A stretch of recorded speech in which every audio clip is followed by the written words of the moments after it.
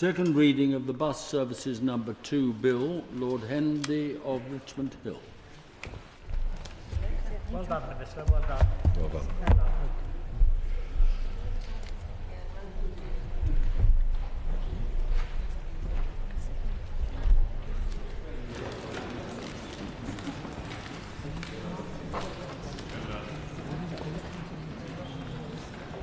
My Lords, I beg to move that this bill be now read a second time. Before I come to the bill, I would like to pay my respects to Baroness Randerson. Since being appointed to your Lordship's house, Baroness Randerson served as a government minister and spent almost 10 years as her party's transport spokesperson. During this time, the noble Baroness showed a mastery of the transport brief, making important contributions to wide-ranging debates and holding successive governments to account. Since becoming a minister in July, I have enjoyed exchanging views over the dispatch box and in private with the noble Baroness. I was very grateful to work closely with her on the recent Passenger Railway Services Public Ownership Act, the first act I've taken through as a government minister, and the noble Baroness showed her characteristic attention to detail, inquisitiveness and determination to ensure legislation left this House in the best shape possible. And I know she was enthusiastic about the bill in front of your Lordship's House today and would have wanted again to make sure it left this House in excellent shape. On that I will do my best. As your Lordships will be aware, Baroness Randerson had a distinguished career prior to her introduction to the Lords, serving as the Welsh Assembly, now the Senedd, member for Cardiff Central for 12 years and holding a ministerial post in the Welsh Government. I am honoured to have had the opportunity to work with her, and I know that the noble Baroness's commitment to public service will be long remembered. I send my condolences to her family, friends and colleagues in this House. My Lords, moving to the bill, I am pleased to present the Bus Services Number 2 Bill for second reading today. It is not to be confused with the Bus Services Bill that was introduced as a private member's bill in the other place. I would also like to declare my interest as a licensed PCV driver and also that the charity of which my wife and I are trustees holds a number of community bus service permits used for the Imber bus service, which raises money for charitable purposes. Buses are the most popular mode of public transport and are essential for growth, jobs and housing. But we have seen in England that passenger numbers and bus service levels have been in decline, with 1.8 billion fewer annual journeys outside London in 2023-24 compared with 1985-86. The Transport Act 1985 radically changed the bus industry by privatising the national bus companies and deregulating services outside London, restricting the powers of local leaders to decide what is best for their local area. This government intends to reverse this. In London, passengers have long benefited from public control of the bus network with lower fares, frequent and reliable services. The 1.8 billion passenger journeys made in London in the year ending March 2024 demonstrates how critical the network is to London, and this figure accounts for over half all bus journeys in England. Outside London, two of the existing local authority bus companies, Nottingham and Reading, are ranked second and third for the highest number of bus journeys per head in England. The success of London, Nottingham and Reading is not a coincidence. Passengers will use good services. It's therefore only right that these options are available to all local transport authorities. As a government, we are committed to delivering better buses. In the 2024 manifesto, the government set out a clear plan to improve bus networks. This bill marks an important contribution to supporting the government's missions to kickstart economic growth and break down the barriers to opportunity. Changes that this bill makes will enable safer, more reliable, inclusive and accessible networks that provide the connections that passengers need. This, as I said, is essential to accessing vital jobs, education and healthcare in cities, towns and rural areas across England. This bill is about providing local leaders with the ability to choose the best way of running services in their area, a choice not currently available everywhere in England. Local authorities should be able to decide how best to run their services, choosing the right operating model that works for their communities. This will help improve bus services and grow usage, meaning it will be passengers who benefit. The bill is focused and narrow in scope. Its measures primarily apply to local bus services in England. School services are also in scope due to the single clause relating to enhanced criminal record checks for drivers of school services. My Lords, we have already taken a first step in reforming bus services. We brought forward the franchising schemes, Franchising Authorities England Regulations 2024. These came into force on the 18th of December and enable all local transport authorities in England to franchise their bus services. These powers had previously been limited to mayoral combined authorities and mayoral county combined authorities. This bill builds on these regulations and marks the next step in our ambitious plan towards a better bus network. The need for reform is clear to reverse the decline in passenger numbers and services that have been depleted over the last many years and particularly recently. Transport for Greater Manchester's journey to bus franchising has shown the potential benefits of greater public control. It's timely to be presenting this bill during the week in which their journey has been completed. Manchester has already seen patronage increase by 5% since public control began to be rolled out in 2023. Elsewhere, local authority bus companies such as Nottingham City Transport have delivered award-winning services to passengers. But there are also great examples of local transport authorities working in partnership with the private sector to deliver excellent bus services, such as in Brighton and in Norfolk, in Bournemouth and Poole and in Wiltshire. Sadly, there are also examples of towns and cities with little or no evening or Sunday services and rural areas with no services at all. There will be no one-size-fits-all approach. Different cities, towns and rural areas have different needs. This bill is about ensuring local areas have all the tools they need to improve bus services for their communities. Bus services are the lifeblood of communities. They carry people to hospital appointments, to school and to their jobs. This is especially true for women, those who are young, those on low incomes or ethnic minorities and the elderly, all of whom rely on buses more. Given the strong case for change, the principles behind this bill should, I hope, receive cross-party support. The manifestos of all three main political parties acknowledge the importance of buses. There is also strong public support, so I sincerely hope that noble lords on all sides of the House can get behind this bill as a vital step towards fixing our fragmented and variable bus networks. I know from speaking to many noble lords that they believe in improving the bus network for the better, whether that be improving accessibility, rural services or protecting routes. This bill seeks to address all of these issues and keeps passengers at the core of its aims. The bill is a government priority. The ambition is clear and it's hoped that this bill will deliver greater consistency in bus services across the country. Its objectives include protecting passengers from antisocial behaviour and violence, reducing fare evasion and expanding powers to local authorities in respect of bus funding. I am sure some noble lords will question how this bill moves forward from the last fundamental shift in bus legislation. It is true that the Bus Services Act 2017 gave new powers to local transport authorities to create enhanced partnerships and allowed mayoral combined and mayoral combined county authorities to pursue bus franchising. But these franchising powers did not extend more widely. New local authority-owned bus companies, formerly referred to as municipal companies, were also banned by that act. This bill builds on the 2017 reforms, whilst also reversing the ban on local authority-owned bus companies. This will help deliver a wider set of options for local areas.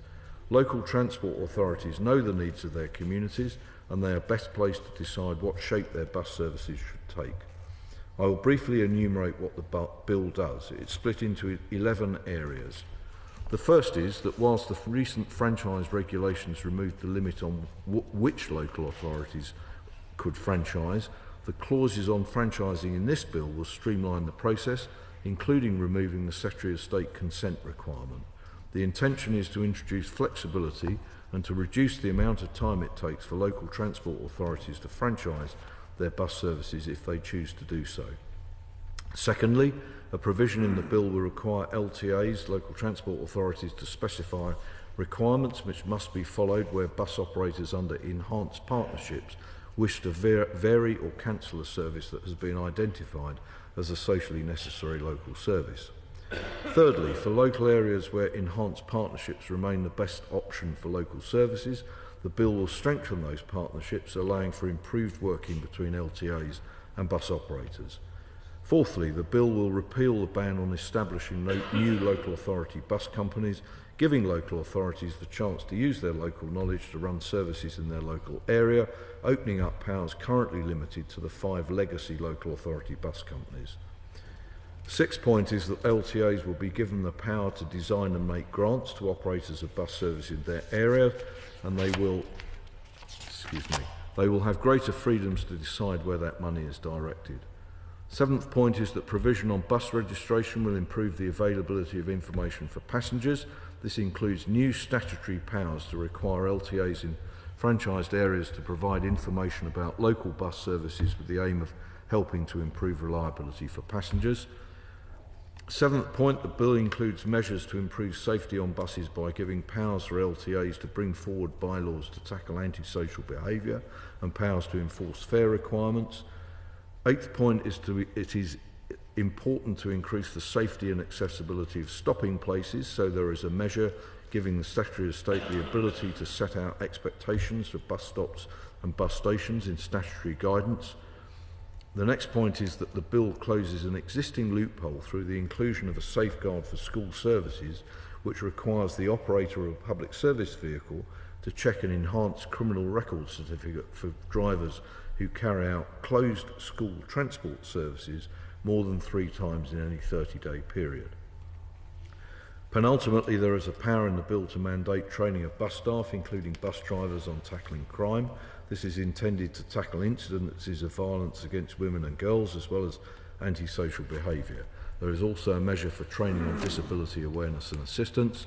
And finally, to meet the commitment to move towards sustainable travel, there is a measure on zero-emission buses to accelerate the rollout by introducing a restriction on the use of new non-zero emission buses on registered local bus services.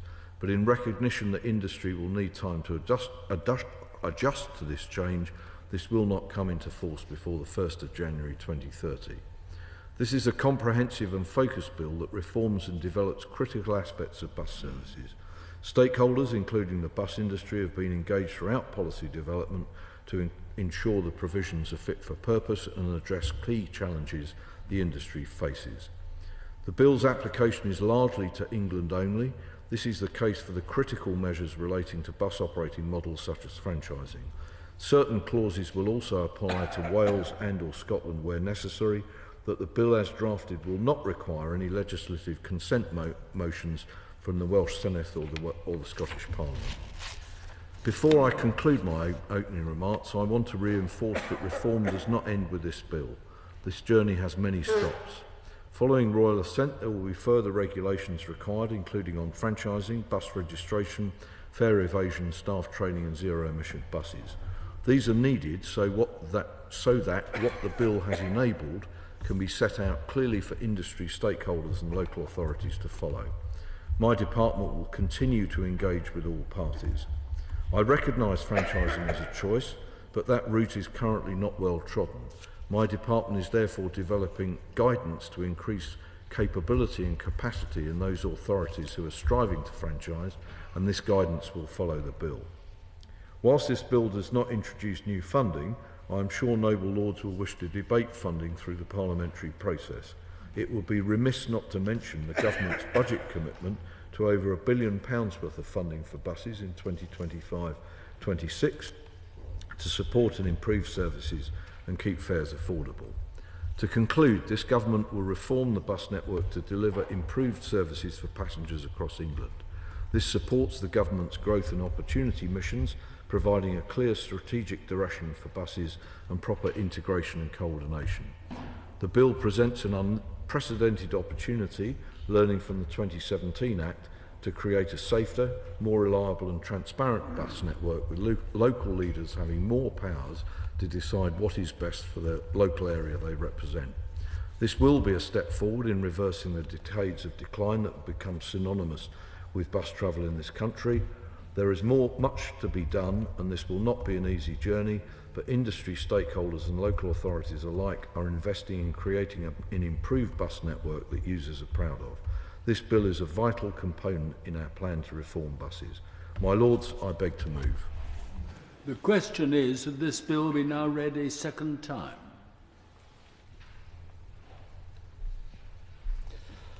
My Lords, I thank the noble Lord the Minister for his opening remarks, and we look forward to working constructively with him to improve this bill alongside my noble friend Lord Moylan, who will be leading for His Majesty's official opposition.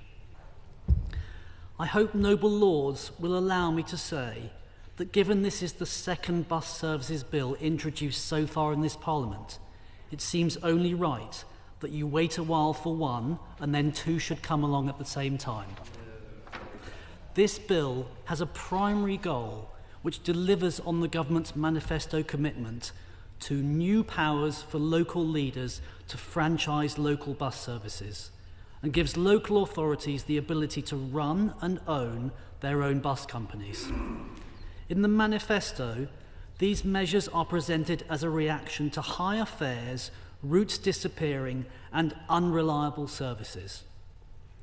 It is therefore only right and proper that we will be holding the government to account on exactly how these new powers will address those issues directly. We do have concerns that the government is taking an ideological approach to public transport reform without considering more pragmatic ways to deliver the improvements that are needed. We will also seek to explore whether local authorities have the skills and the experience in place to franchise bus services effectively and the appropriate funding to do so. There is also the question of oversight.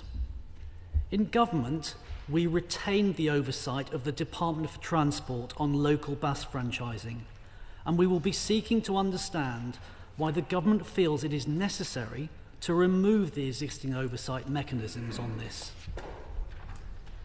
This bill also includes a whole range of measures changing the way our bus services work nationally, whether it be zero emissions buses, safeguarding rules for school bus services, or mandatory training for drivers. We will be scrutinising the provisions of the bill closely to ensure that it will really deliver the improvements we need to see for passengers who are reliant on their bus service. The previous Conservative government had an excellent record of backing our bus services, and we have long recognised the importance of bus services for poorly connected rural communities, as well as the crucial role the services have to play in the growth and prosperity of cities like Manchester. I'm grateful to him. Could he tell us all the great advantages to the bus industry that was brought about under the last Conservative government? And could he give the House the figures of the decline in passenger carryings of the bus industry over the 14 years that they were in power?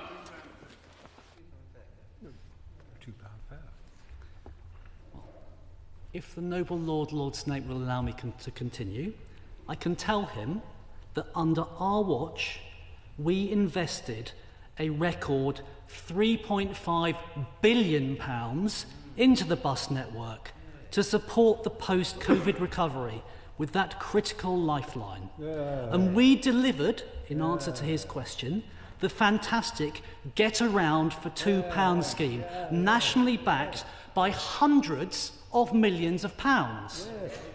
This scheme is a testament to the previous Conservative government's commitment to support our bus network as it recovered from the dreadful effects of the pandemic. And also, please let me tell him, it is impossible for us to hide our disappointment when this government announced last year that bus fares would increase by 50% as of the 1st of January this year. That was a choice by this government that will hit millions of hard-working people across the country. We also led the way on bus franchising, taking a pragmatic approach whilst retaining the appropriate government oversight.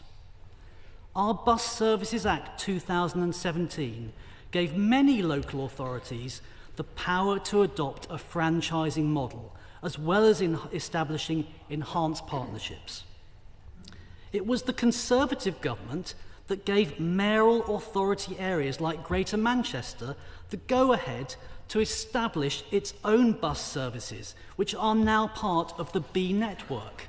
And it was the Conservative government who provided over £1 billion of central government funding to support the establishment of this very B network. In contrast to our approach, the current administration has tied itself to a position in the manifesto which we would summarise as, there are problems with our bus network, franchising will fix it. But we disagree.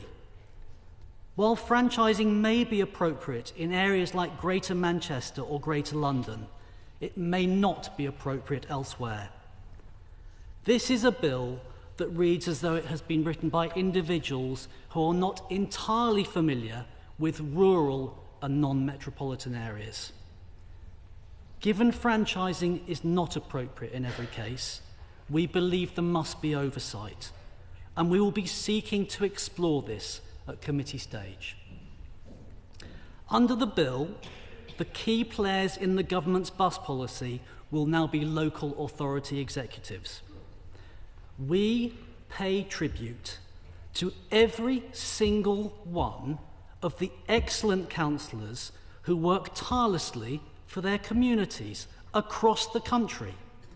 But many of these councillors will tell you that their authority does not have the skills or the necessary funding to run its own bus company. Speaking in the Local Government Chronicle last year, Andrew Carter, the Chief Executive of Centre for Cities, welcomed franchising powers for cities, but flagged that having money to run the bus services is crucial.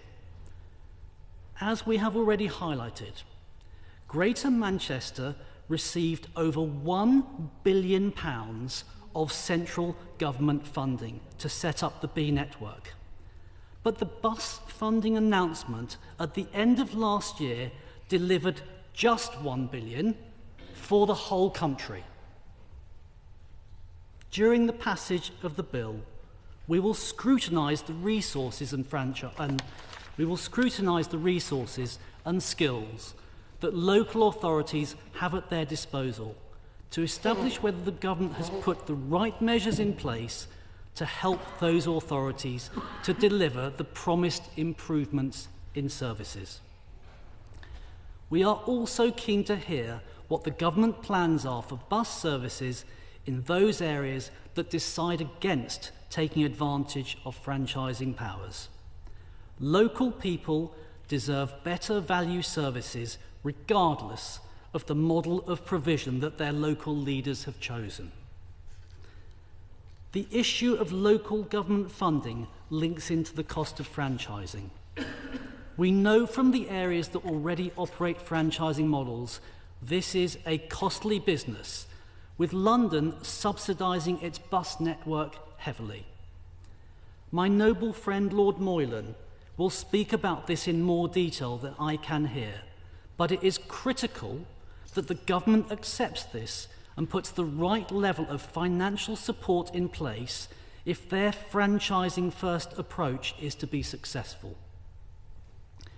The bill also includes measures on transparency and accessibility of data on services and performance, enforcement powers on fare evasion and antisocial behaviour.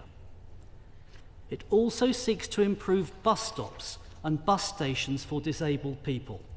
And on that, I would like to ask the Noble Lord the Minister, by what date will he commit to improving bus stops?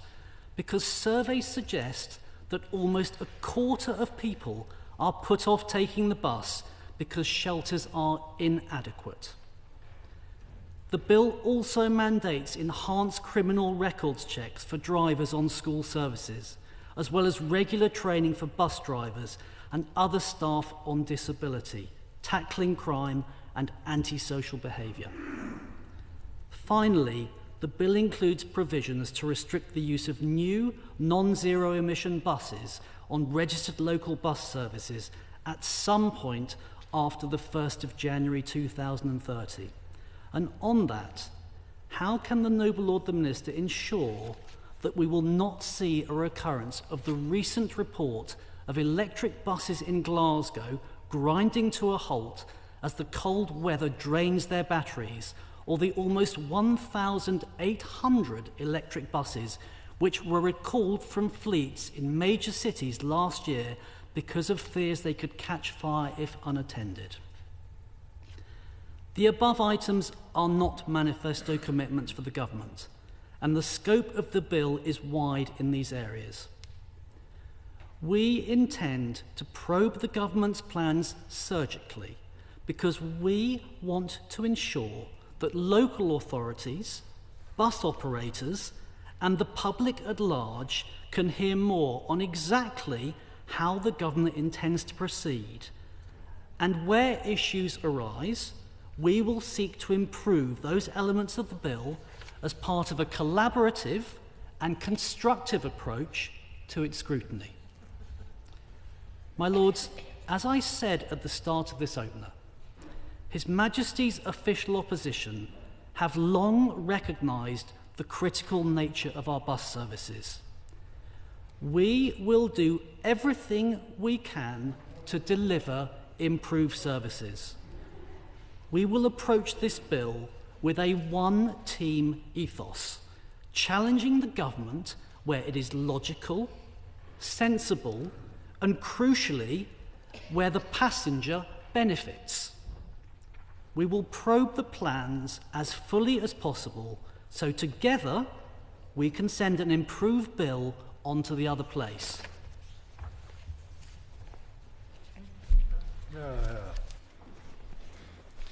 As I rise to speak today, I first want to acknowledge the great contribution that the noble Baroness, the Baroness Randerson, made to this House over many years, not least on transport legislation, and I'd like to thank the noble Lord the Minister for his tribute.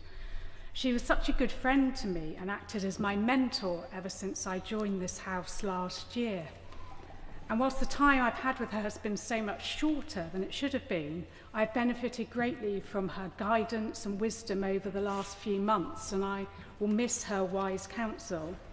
The noble Baroness was the transport spokesperson from our benches from 2015 and established herself as a strong champion for passengers and for improved and accessible public transport. She was a much respected minister in Cardiff Bay and in Westminster, and also held many other posts, including the Chancellorship of Cardiff University. Her humour, wisdom and intellect will be hugely missed by the Liberal Democrat family, the wider House and political life in Wales and the UK. And on these benches we are already feeling her absence deeply, not least right now when she should be sitting next to me and taking part in this second reading debate. The House will miss her contribution today, which she was working on only last week, and we will do our best to continue that work. More than 1.6 billion passenger journeys were made by bus across England outside of London in 2023. And as we've already heard, buses are essential for people to get to school, college, work, appointments, and to have access to shops and leisure. And a good bus service provides wider economic and social benefits for local communities, businesses and public services.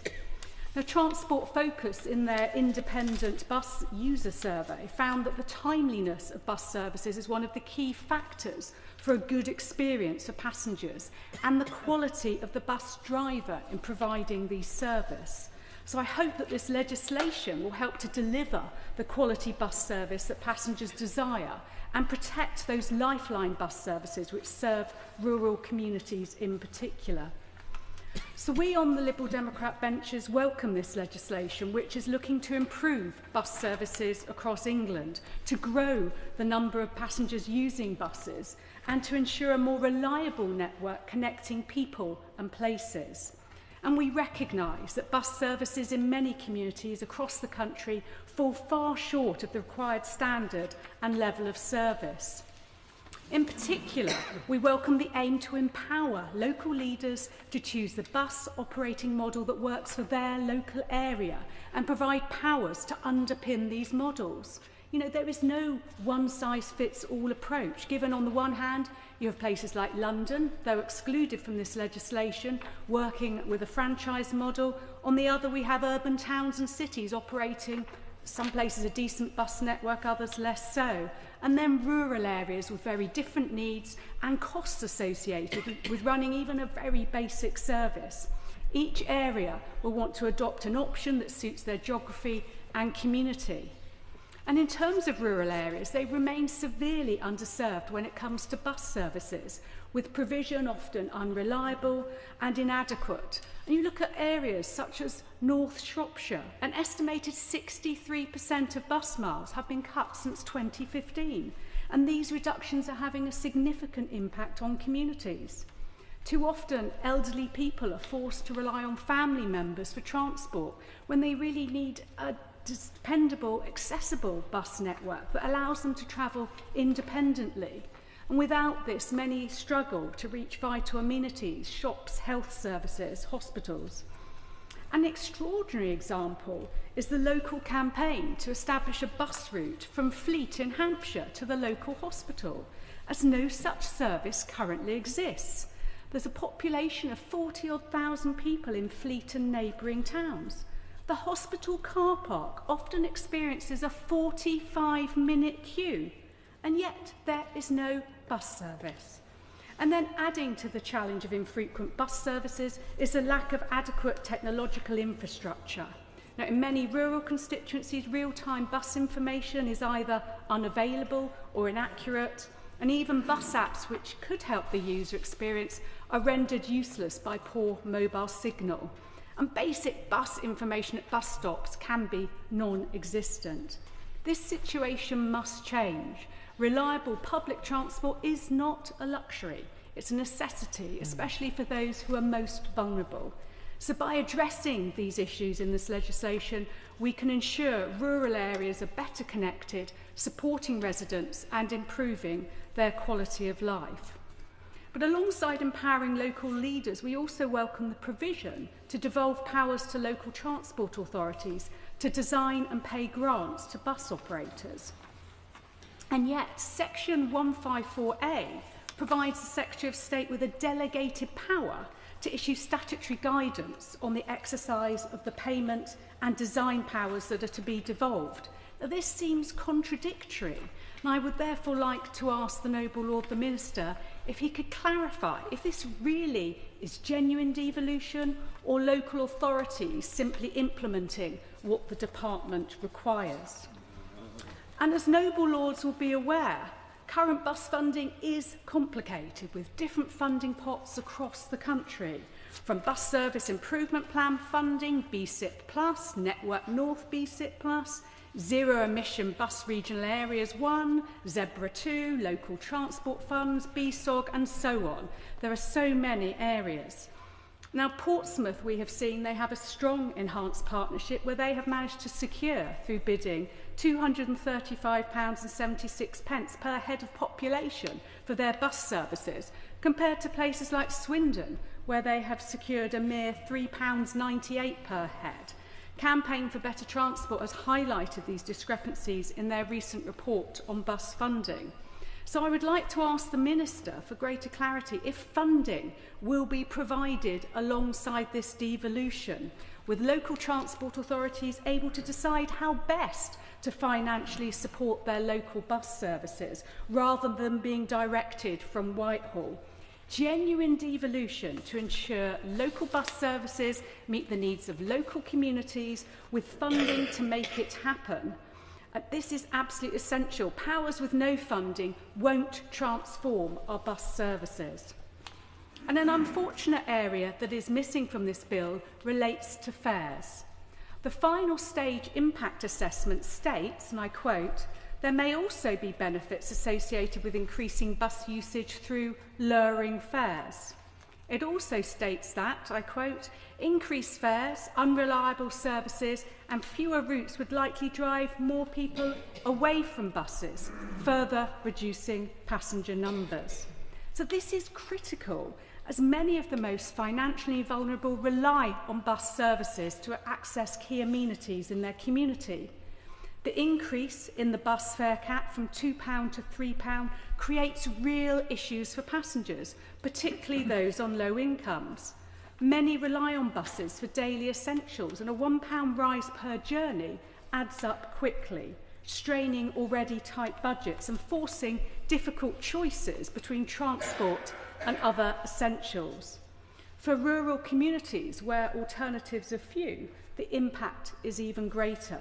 So without addressing this in the bill, we risk isolating those most in need and deepening existing inequalities.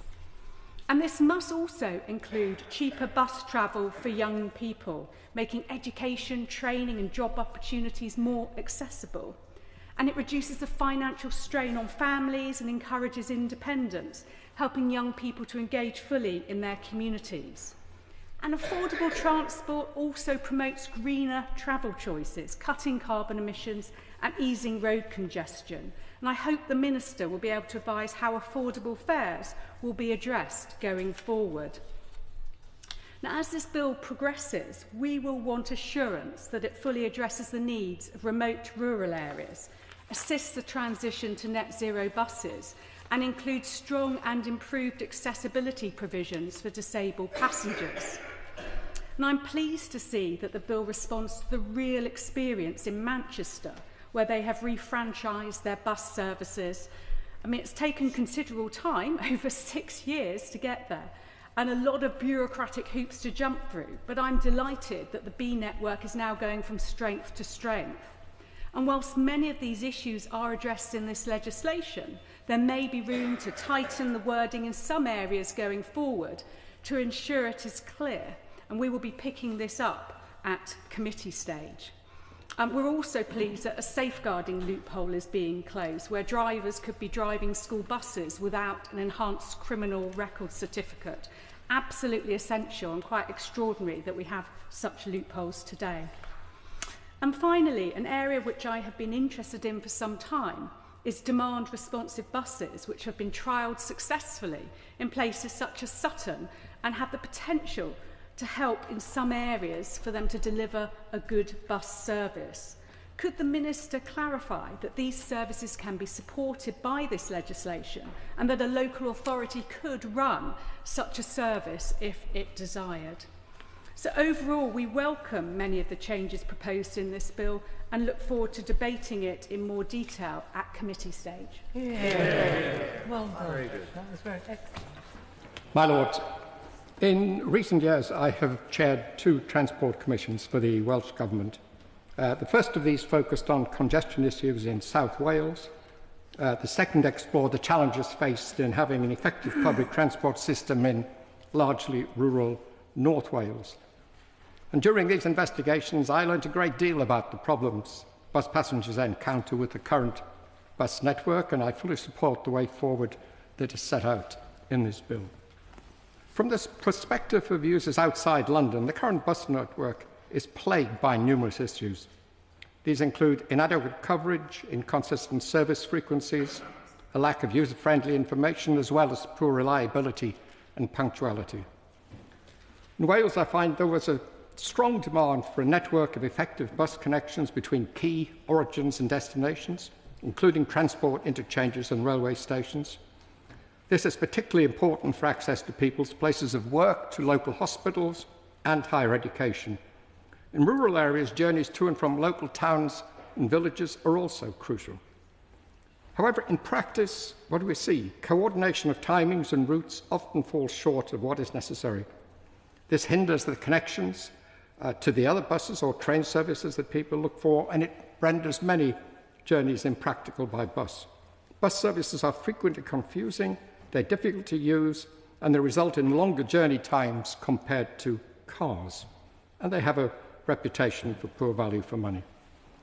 There are several factors that contribute to these concerns, but in essence, my own view is that the problem is the absence of a well-managed and integrated network. Outside of London generally, but with some recent exceptions, there is an absence of a guiding authority overseeing the coverage, the integration of routes, the timetabling, the ticketing and information. I'm afraid the current privatised model has prioritised popular and profitable routes and the resulting unevenness in services means that insufficient attention is paid to the needs of those without access to a car. So for these reasons, I have been attracted by the potential benefits that could be achieved through extending the franchise model outside London. This model offers the opportunity for an effective bus network to operate within an integrated public transport system. And the benefits can be realised both in urban and in rural areas. A well-functioning bus network can significantly help the people by facilitating journeys that cater to their travel needs and making bus travel more convenient rather than simply the issue of the popularity of particular routes. And as more good jobs become available in city centres and large towns, it becomes ever more important that these jobs are accessible to outlying areas without the need for a car. And the franchising model opens the possibility for authorities to design efficient systems that maximise the network's value by integrating timetabling and ticketing. And it also ensures that the network and services appeal to a diverse range of potential travellers and are much better adapted to people's needs. The present bill addresses these issues, and I welcome that. I'd just like to emphasise some aspects that I found to be important in the work that I was doing. At its heart, there must be a data-driven analysis of the journeys that are currently being undertaken by car, whether they're for work, hospital or recreation. And we now have access to mobile phone data that tell us a great deal about the movements of people in an area. And the analysis can show the opportunities that are currently unavailable to individuals without access to a car. And often this analysis shows how people in this position miss out on good jobs or visits or hospitals, and they miss out in terms of their own career advancement. It also provides a picture of where more frequent services and better connections can be used to tempt people out of their cars. It's also crucial to ensure continuous access to open data on bus service performance and to make this data available in usable forms to help people plan their journeys. This data should be easily accessible and available in a single location. Effective data is vital both for potential bus passengers to plan their journeys efficiently, as well as for those evaluating the success of the route and timetable decisions that are being taken by the authority. Another important aspect is a ticketing system that enables people to move between services with a single ticket, preferably with a daily cap on ticket prices. Complicated fare structures, I'm afraid, are another significant disincentive to travel by public transport. Of course, and it's been mentioned today, funding for franchised bus networks is a significant concern. Current bus subsidies are already under pressure, and I suspect an improved bus network will also require some additional funding. Multi-year funding would also help to provide stability and certainty for the travelling public and for the operators. The bill allows for local authorities to manage their own bus services. While this can be successful, and I understand why there is a pressure for it, my own view that it is also crucial that private operators can bid for contracts awarded by the authority. This maintains a vital level of competition within the system. In my view, the evidence suggests that bidding for routes might be a more effective way of producing genuine competition than the present deregulated bus system. Finally, many important, and this is something that stood out very much in North Wales, many important bus journeys involve moving between local transport regions. And for these journeys, we need the option of longer distance, limited stop regional bus services. This is especially important in areas without a local railway network. Regional bus services in those circumstances are crucial and should be seamlessly integrated with local bus networks. And where possible, they should be routed through transport interchanges and railway stations. This integration is essential if public transport is to remain competitive in terms of the timeliness compared to the motor car. I'm pleased to say I do regard that the present bill touches on each of these issues. In many ways, I think it addresses many of these real issues. It recognises their importance, and I wish it well. Yeah. My Lords, could I start by reiterating my regret expressed by the frontbench speakers of all parties that Baroness Grandison is not with us. We should all miss her. Another person I shall miss is my noble friend Lord Prescott, whose funeral comes in a few weeks' time. I served as a Transport Minister with him, and he would have some firm views on this bill, I'm sure. My Lords, as the Minister has indicated, buses remain, despite everything, the largest public transport form used within this country. But the difference between the bus service in London, where I spend half the week, and the rest of the country, including the rural area in which I live, is absolutely stark. And we need to extend some of the aspects of London transport, which the noble Lord the Minister is familiar with. I've had occasional complaints about London transport, I have to say to him, during his time there. But in general, they are much better than the situation in the southwest rural areas and many other areas of England and Wales. And my Lords, that is wrong. And this bill begins to change it. And the fact is that successive regimes have not taken the opportunity to improve the situation significantly. The 2017 Act, to which reference has been made some improvements in franchising, which I acknowledge. But on the other hand, it closed down effectively the scope for direct ownership of municipal bus companies, which this bill thankfully revises. Now, my Lords, I want to emphasise my support for this bill and my respect for the ministers, the previous Secretary of State and the current Secretary of State, at getting this bill into the legislative programme at such an early stage. It means we can work it through in terms of the secondary regulations that we required and get a good bus service operating in most areas of the country within the lifetime of this Parliament. I agree with the framework, although it will need some tinkering with, and the relationship between the franchising and the municipal local authority ownership and the role of the Ministry of Transport. I think the framework is right, and I would prefer, like Lord Burns and others, to see more substantial support and definitely multi-annual long-term funding and some rationalisation of the form of funds that come from both local and national government. But in general, the bill is moving in the right direction. I, however, wish also to raise three issues which are not really very significantly in the bill and might well require yet another bill. Lord Effingham has already used my joke on this in this respect, but do actually need to be part of the reformation of the bus system in the country outside London. They broadly require involve the passenger relationship, and in particular the ticketing system. They involve the workforce, and they involve the environmental provisions. If I could take them quickly one by one. As far as the passenger system is concerned, in a majority of trips outside of London, certainly in the rural areas, and in many of our smaller cities as well, the majority of passengers travel for free because they are old age pensioners or they are students.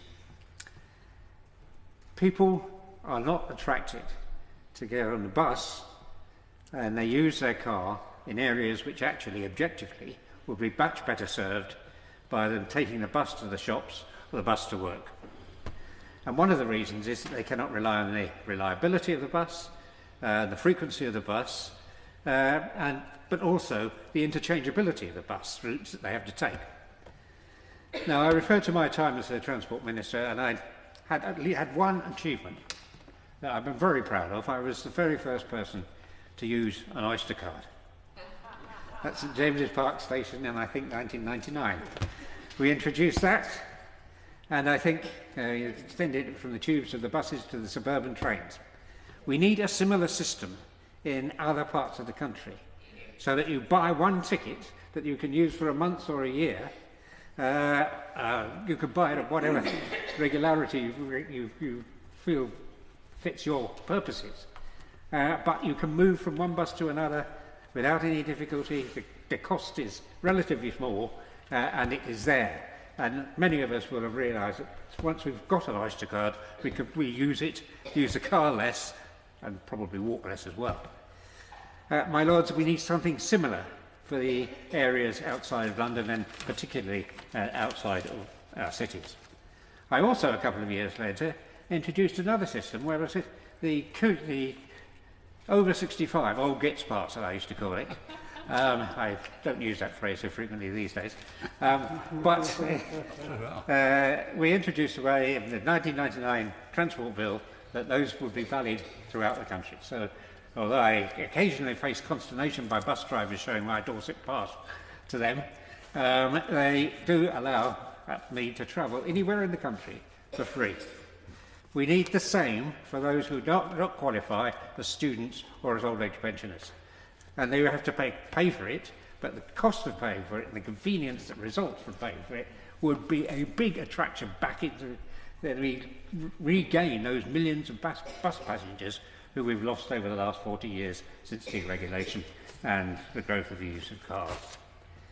We also have to ensure that we have an adequate workforce. The workforce has declined by 25% in line with the usage of buses, but the key factor here is that most of the drivers are relatively old and will be retiring relatively soon, and that new drivers coming into the trade are relatively few.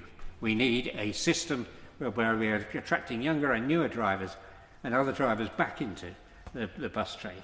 That is essential to expand the whole range of services which hopefully this bill will lead to. As far as passengers are concerned, as far as this bill is concerned, the only reference to training relates rightly to the safeguarding and the protection of passengers. That is very important, and I'm very glad to see it in the bill. But we need also a provision on ensuring that there is adequate training across the country for drivers and other staff, mechanics and other staff, to ensure that we have an adequate workforce for this service.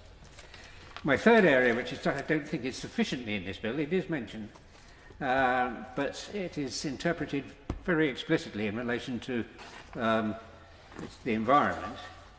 It relates very specifically to zero fuels. That is only one aspect of the environment, an important one, and it is right it should be there, and I agree with the timescale which is in this bill. And I think it will be important to see on our streets, as we're beginning to see in London, zero or near zero fuel buses. But that's only part of the environment. One of the issues that is serious is the bus's contribution to congestion and to pollution on our particularly urban streets. And that does require a rather better system of traffic management which preserves and extends bus lanes rather than what is happening in many of our cities at the moment. And it's partly because of the, my noble friend Lord Bartley sitting there, it's partly because of the extension of cycle lanes, but cycle lanes should be introduced at the expense of motoring lanes, not at the expense of bus lanes. The result has been, in London as well as elsewhere, frankly, that the buses have been delayed in traffic which were previously free-flowing bus lanes. We need to make sure that our traffic management in the towns and cities in which our buses have been constricted give again priority to the introduction and the sustaining of bus lanes. Those are some of the things which I hope the noble Lord the Minister will assure me can be introduced within the framework of this bill by secondary legislation rather than an additional bill, and which are essential to attracting people back into using buses and to ensuring that buses are not idling in lanes because of the traffic jams and polluting the atmosphere, as well as holding up the rest of the traffic. We need to make buses much more attractive in this respect, so that they are quick, reliable, clean and healthy. If we can do that, and we can get at least a significant proportion of people back into using buses, then this bill represents a very good first start, and I congratulate ministers on it, and I will support it.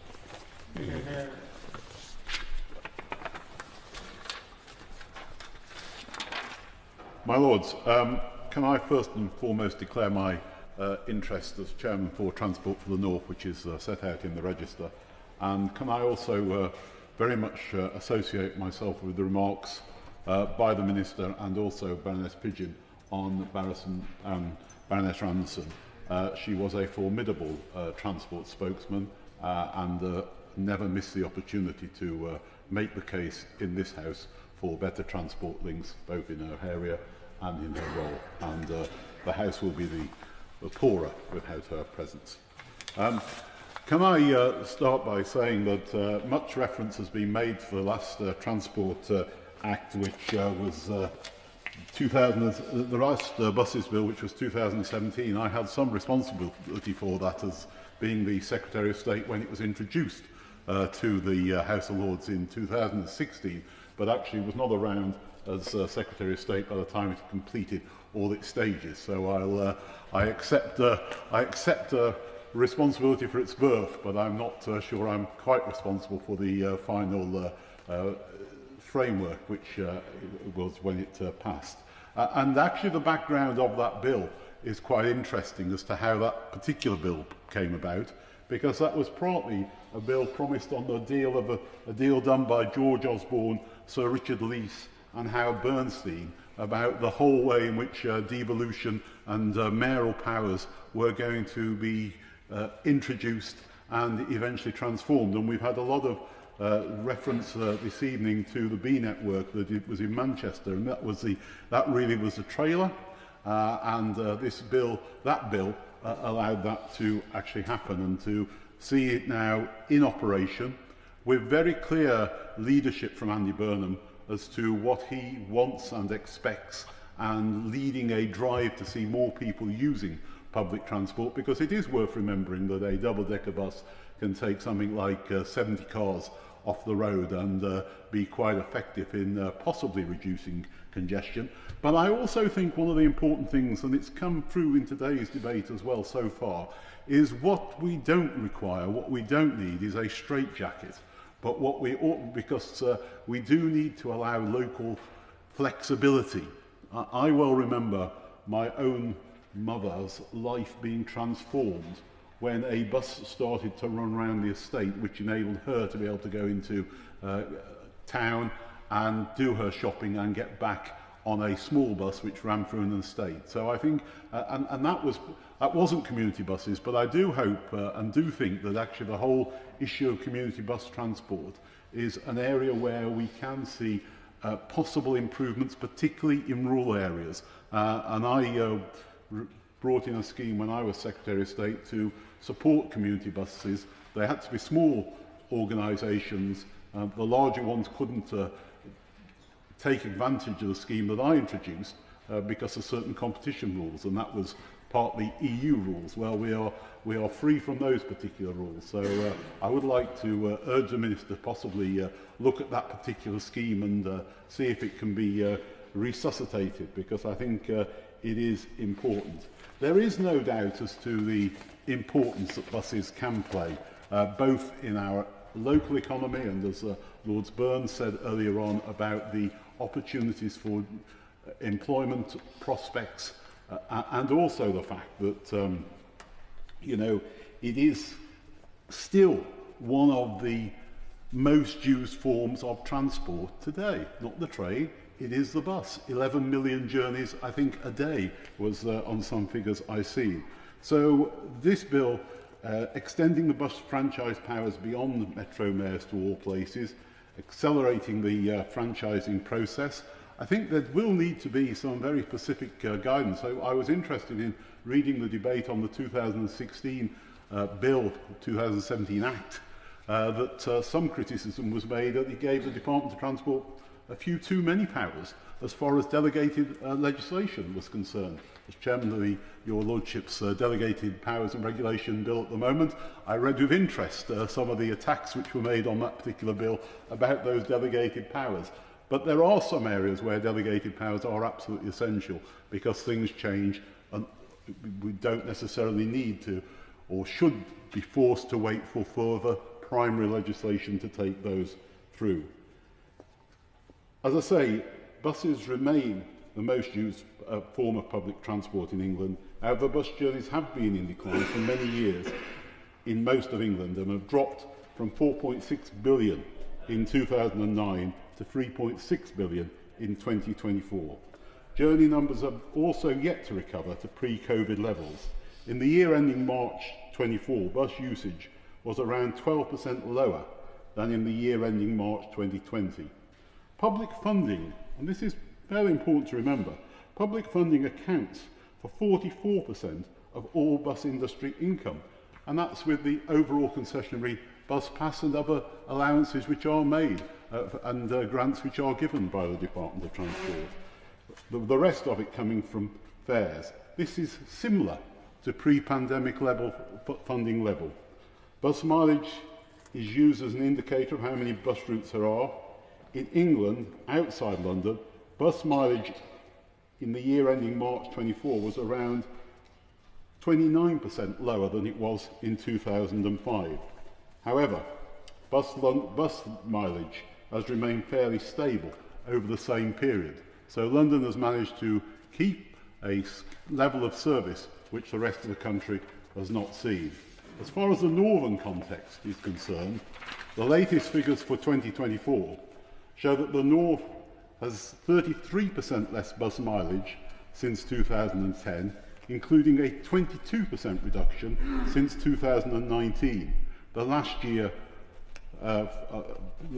full year prior to COVID, the COVID pandemic. In the North, bus patronage grew to 703 million passengers in 2024, 8.1% more than in 2023, but was still lower, some 18% lower than in 2019. So I think as we see, with more of the devolution we're seeing, with more of the powers going to metro mayors, with the growth in the metro mayors, they are taking a much more interest in how these services are being run and the opportunities that are going to be there. So I hope we can look at what's happened as far as Manchester is concerned, understand some of the difficulties which they faced, but also give guidance as to how the other areas can take forward their particular plans. But I also say that what we shouldn't be doing is giving a straitjacket which says that this should happen in all areas, because some areas will be different, particularly rural areas, county areas. What we can do in Manchester, what we can do in Leeds, what you can do in Sheffield is not the same as what you can do in some parts of remote Lancashire or remote Cumbria. And those areas need to be addressed as well, and opportunities in those areas need to be done. So I was encouraged by the way in which the Minister did say that it wasn't a one-size-fits-all.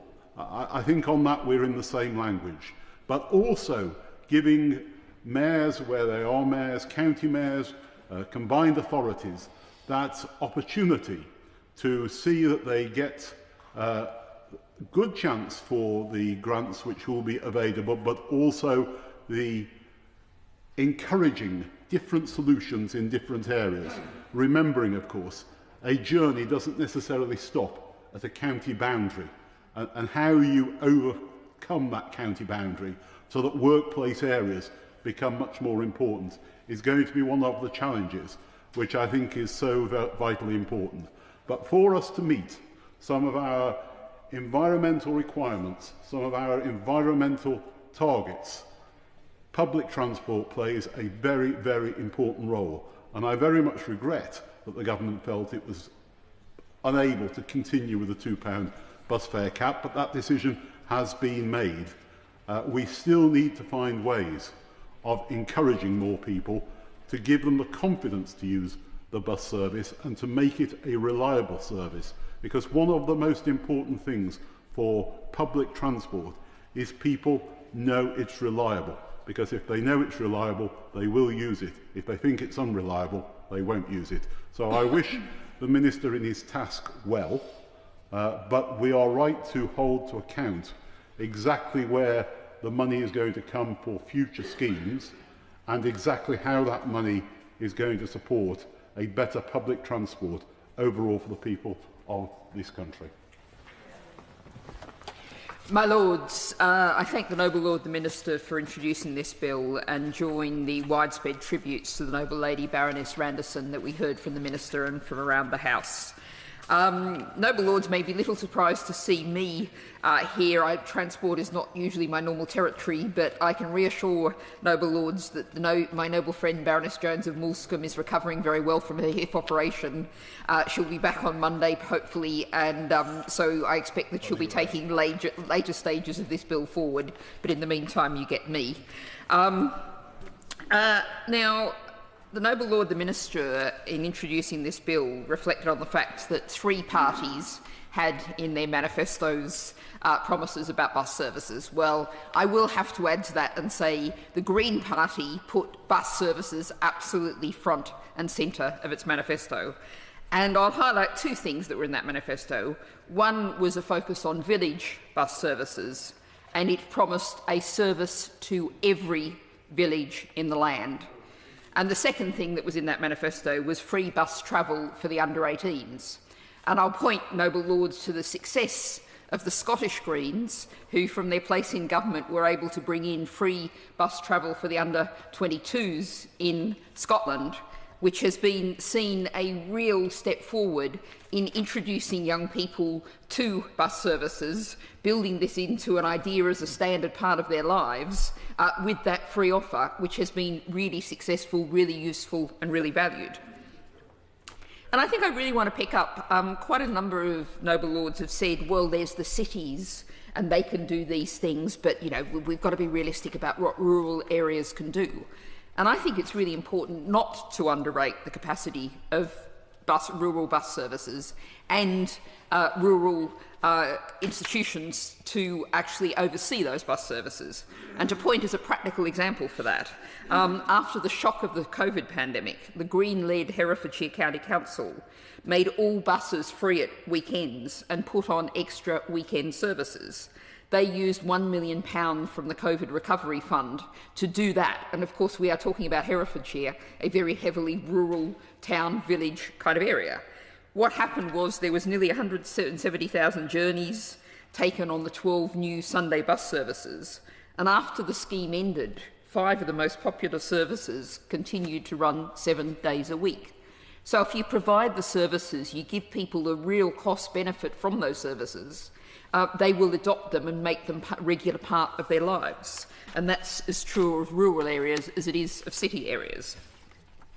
Now, coming to the broader picture, I suspect this is a figure several people have already quoted before, but it is worth revisiting. 23-24, 3.6 billion passenger journeys.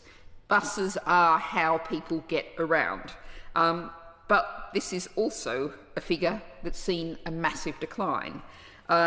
The mileage for the year to most recent March was down a quarter since 2010. We've heard a lot of hot air over recent decades about a so-called claim more war on the motorist. What we've actually had instead is a butchering of the buses. And I'm afraid I started with the figure of 2010 because we know where the responsibility for that butchering of the buses lies, the party that was in control at the time. And behind that has also been an ideological position where we've seen bus services, particularly outside London, being one for private profit rather than for public good. This is one more privatisation disaster that has absolutely failed, and to a limited degree at least, this bill is happily finally undoing that loss of local control, that loss of local democracy that was represented by the privatisation. Now, a number of Noble Lords and I will briefly focus on two: how buses are particularly important to lower income households, to job seekers, to women, to older people. And it's crucial both for public health, and I don't think anyone's used that phrase yet, but we have widely acknowledged a loneliness epidemic. If you want to think about a prescription of taking one way to tackle the loneliness epidemic, then bus services being readily available to people is actually an important part of that measure. And on that point, I want to pick up a particular point with the Noble Lord the Minister. We're coming back to funding, and I understand this may not be central to the bill, but I think it's an important, relatively cheap point to be raised. The statutory concessionary bus fare for free travels for pensioners and disabled runs on weekdays between 9:30am and 11pm.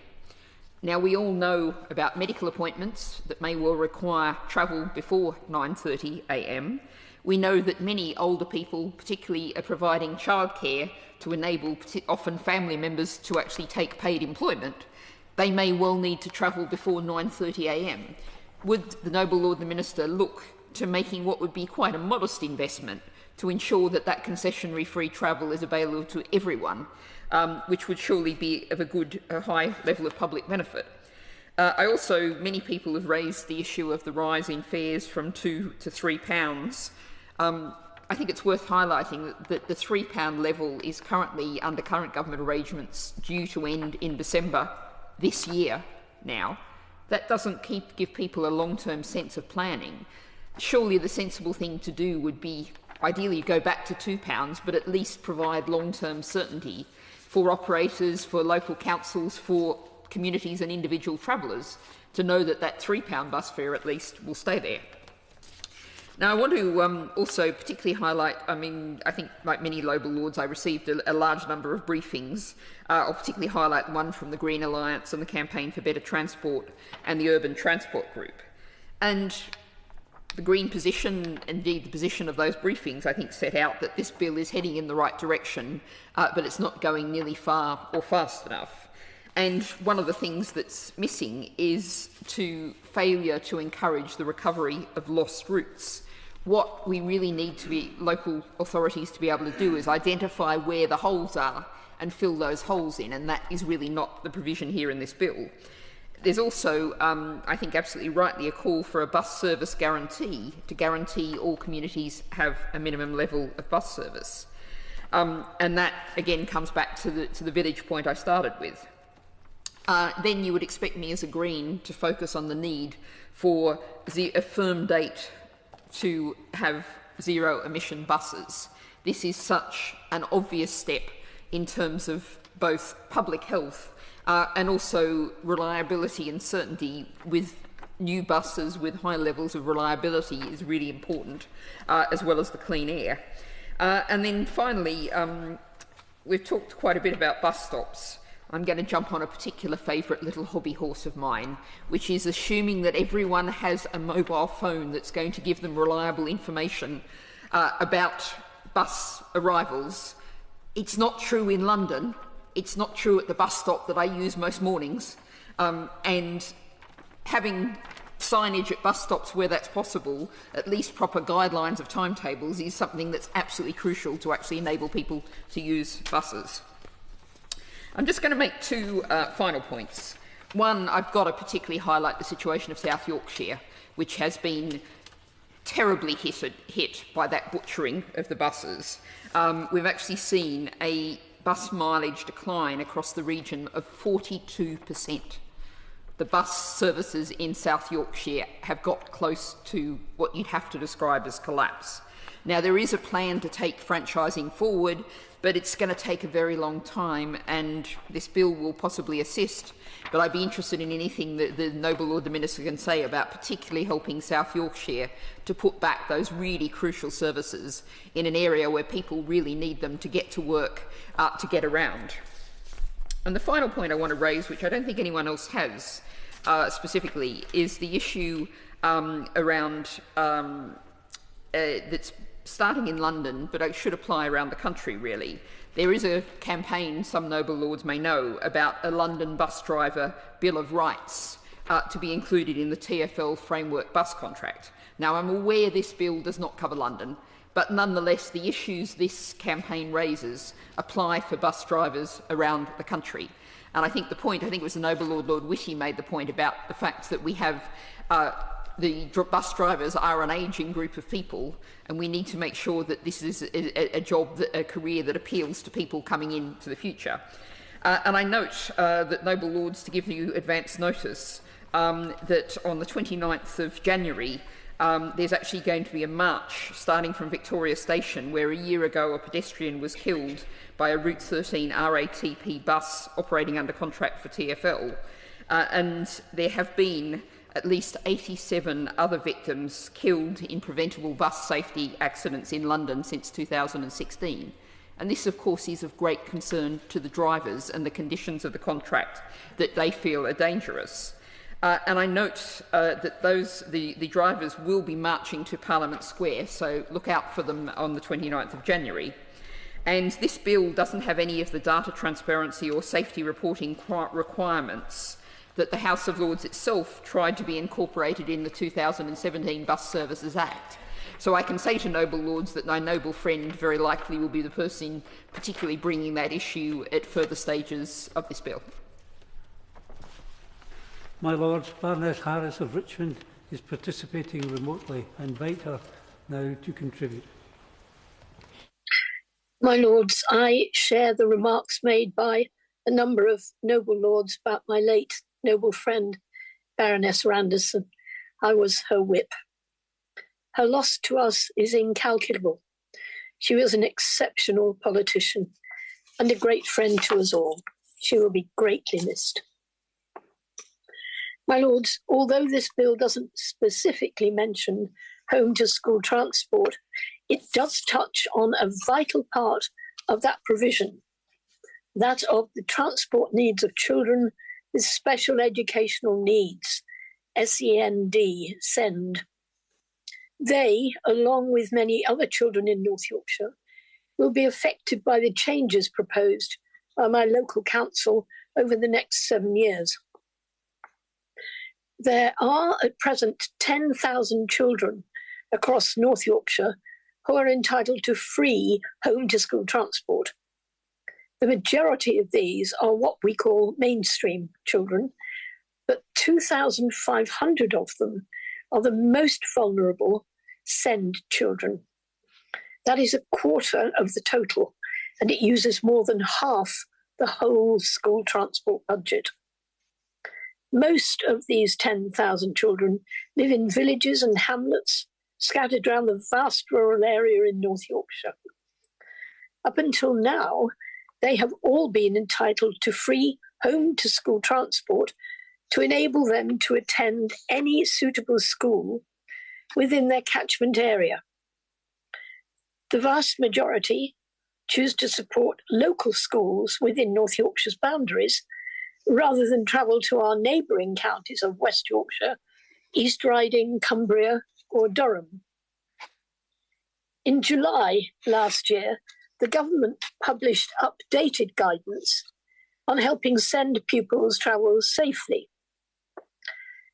NYC decided very quickly to use this as an opportunity to revise their school transport policy in an attempt to save money. They modelled various scenarios. However, the model they chose had a fundamental flaw. It predicted savings of around £4.2 million over 7 years.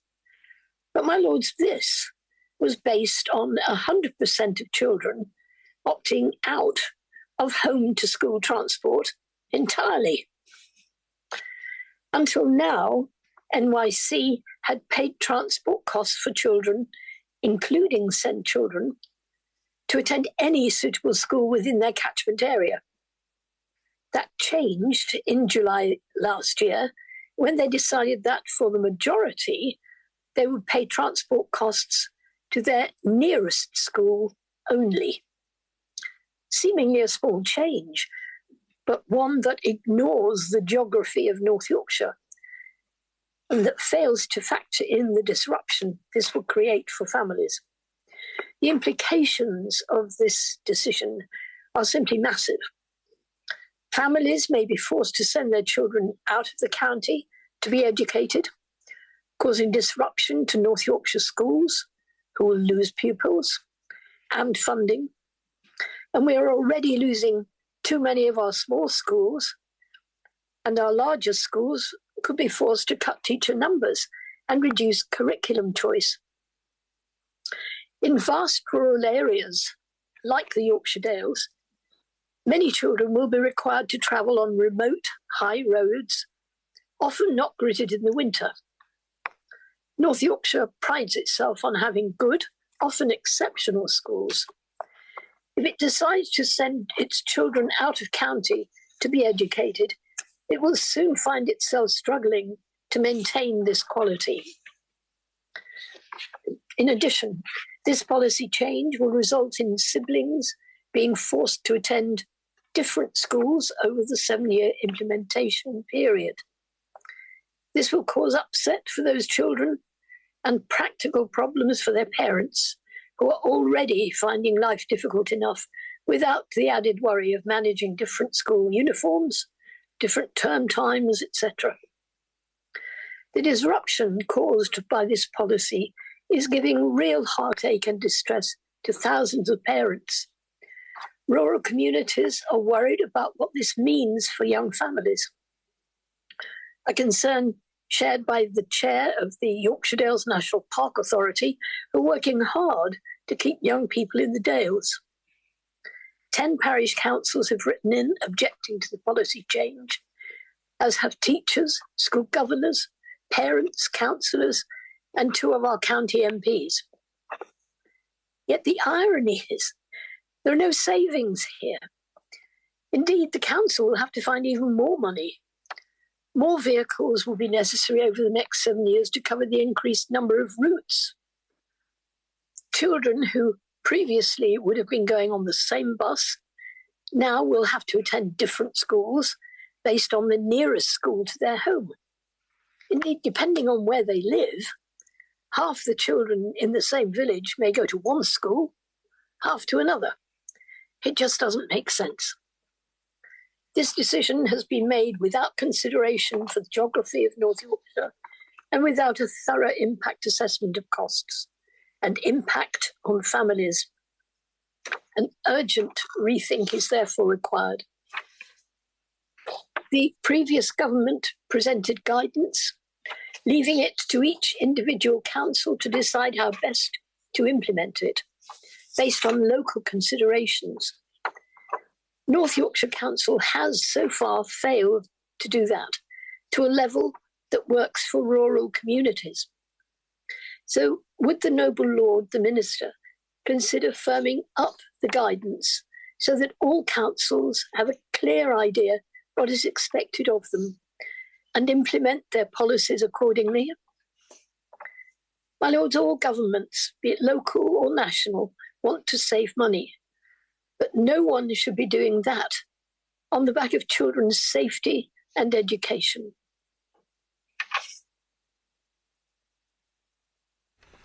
My lords, may I join the tributes paid earlier to the noble Baroness Randerson, the Liberal Democrat spokesperson on transport. As someone who's taken interest in transport matters for many years, over my career in this House and in the other place, she was always knowledgeable and helpful, and we agreed on so many aspects of transport policy. My lords, I spent much of my life involved with the transport in the transport world. More than 50 years ago, I was, as a local councillor, appointed to the Greater Manchester Passenger Transport Authority, and I was a front-bench spokesperson on transport in the other place for a decade or so under John Prescott, who my noble friend Lord Whitty referred to earlier. A fascinating experience, I might say, for anyone who's knew John Prescott as well as I did. Again, he'll be much missed, and I will be attending his funeral later this month.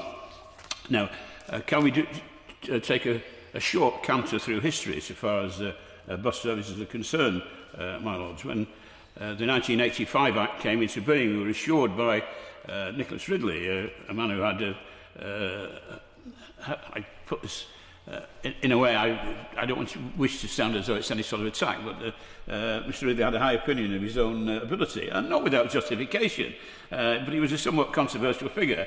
And when he introduced the 1985 legislation, he made plain that he felt that the private sector could play a much greater role in running buses than the municipal one. He portrayed an image of lots of entrepreneurs with half a dozen buses or so introducing new routes throughout the country, particularly in the rural areas. The reality, of course, was somewhat different. The new routes that were introduced were invariably on the busier routes of the major bus operators. I became a non-executive director of a then employee-owned company, a rather large one in the West Midlands, called West Midlands Travel. And I was fascinated to see some of our former employees, one or two have been dismissed on disciplinary grounds, acquiring elderly vehicles, which they then ran on the busiest routes in the Birmingham and West Midlands conurbation. So I feel that the 2017 Act, referred to by the Noble Lord Lord McLaughlin and others, was an admission of the failure of that 1985 Act so far as much of the country was concerned. It wasn't a failure, of course, but it was a success in this city. London was singled out as the place for bus franchising, whereas the rest of us were left to pretty much to our own devices. And it's still an expensive business, of course, franchising buses in the City of London. The latest financial figures that I saw, which up to April last year, indicated that TfL were paying us a sum of around £840 million for the bus service provision in this city. Now, I don't complain about that, but it does indicate that franchising, whether in London or elsewhere, is not a cheap operation. And my concern, whilst welcoming the bill, is that local authorities, particularly the ones outside the big cities, are going to have a struggle to adequately fund any franchising operations, should they wish to do so, in their particular area. Now, mention has been made, and included in the bill, of zero-emission vehicles. Again, I have to say, my lords, that they don't come cheaply either. I realise that the Green Party wants them to be introduced sooner rather than later, although the bill makes provision for them to be introduced after, I think it's the 1st of January 2030. The fact is, a new electrically powered double-decker bus costs in the region of £500,000. And imagine buying a fleet of those in the short term. Cash-strapped local authorities will have great difficulty in and out of the major cities to pay the franchising bill, essential though it may be. And if we are to have a fleet of zero-emission buses, then we have to recognise that the Treasury will have to look a bit more kindly on some of the applications for funding so far as the financing of those vehicles are concerned. My noble friend Lord Whitty referred to the provision of cycle lanes in some of our major towns and cities. Again, like him, I share my admiration for cyclists. I can't say I've ever had a great desire to join them. Indeed, watching the way some of them behave as we go around Parliament Square, I can honestly say that my views on them have been somewhat coloured by their attitude to pedestrians and to other traffic. But it is nonsense that we provide cycle facilities in many of our towns and cities at the expense of bus lanes. And we've only got to see the congestion, particularly on the embankment outside here, since cycle lanes were provided there. Many of them, or both of them, by and large, not particularly well used at this time of the year for understandable reasons. And yet, buses carrying over 100 people on many occasions are trapped in traffic because of the lack of proper provision for them. And again, I have to say to my noble friend, it's about time we took the courage, we had the courage to look again at the money we throw at the car, the money we allow the car lobby to avoid so far as the fuel tax regulator is concerned. If we haven't even managed as a Labour government so far to restore the 5% reduction, let alone see that the fuel tax regulator is increased in the way that it was designed to be increased on a regular basis. And of course we will be accused, if we demand such provision and that money be spent on public transport, we'll be accused of being anti-car. The war on the motorist, we hear a lot from the party opposite. Well, here, says the noble Lord Moylan. Let me just remind him, this war on the motorist, if that's what it is, was started by no less a person, the current Lord...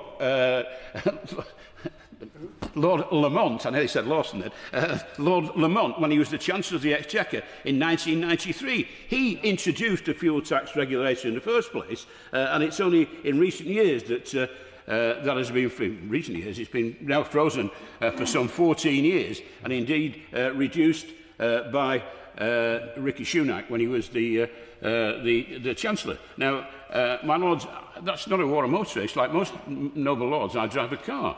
But certainly if we are going to properly finance public transport, then we have to seize that, to have the courage to say that freezing fuel duty for over a decade and a half is not the way to do it.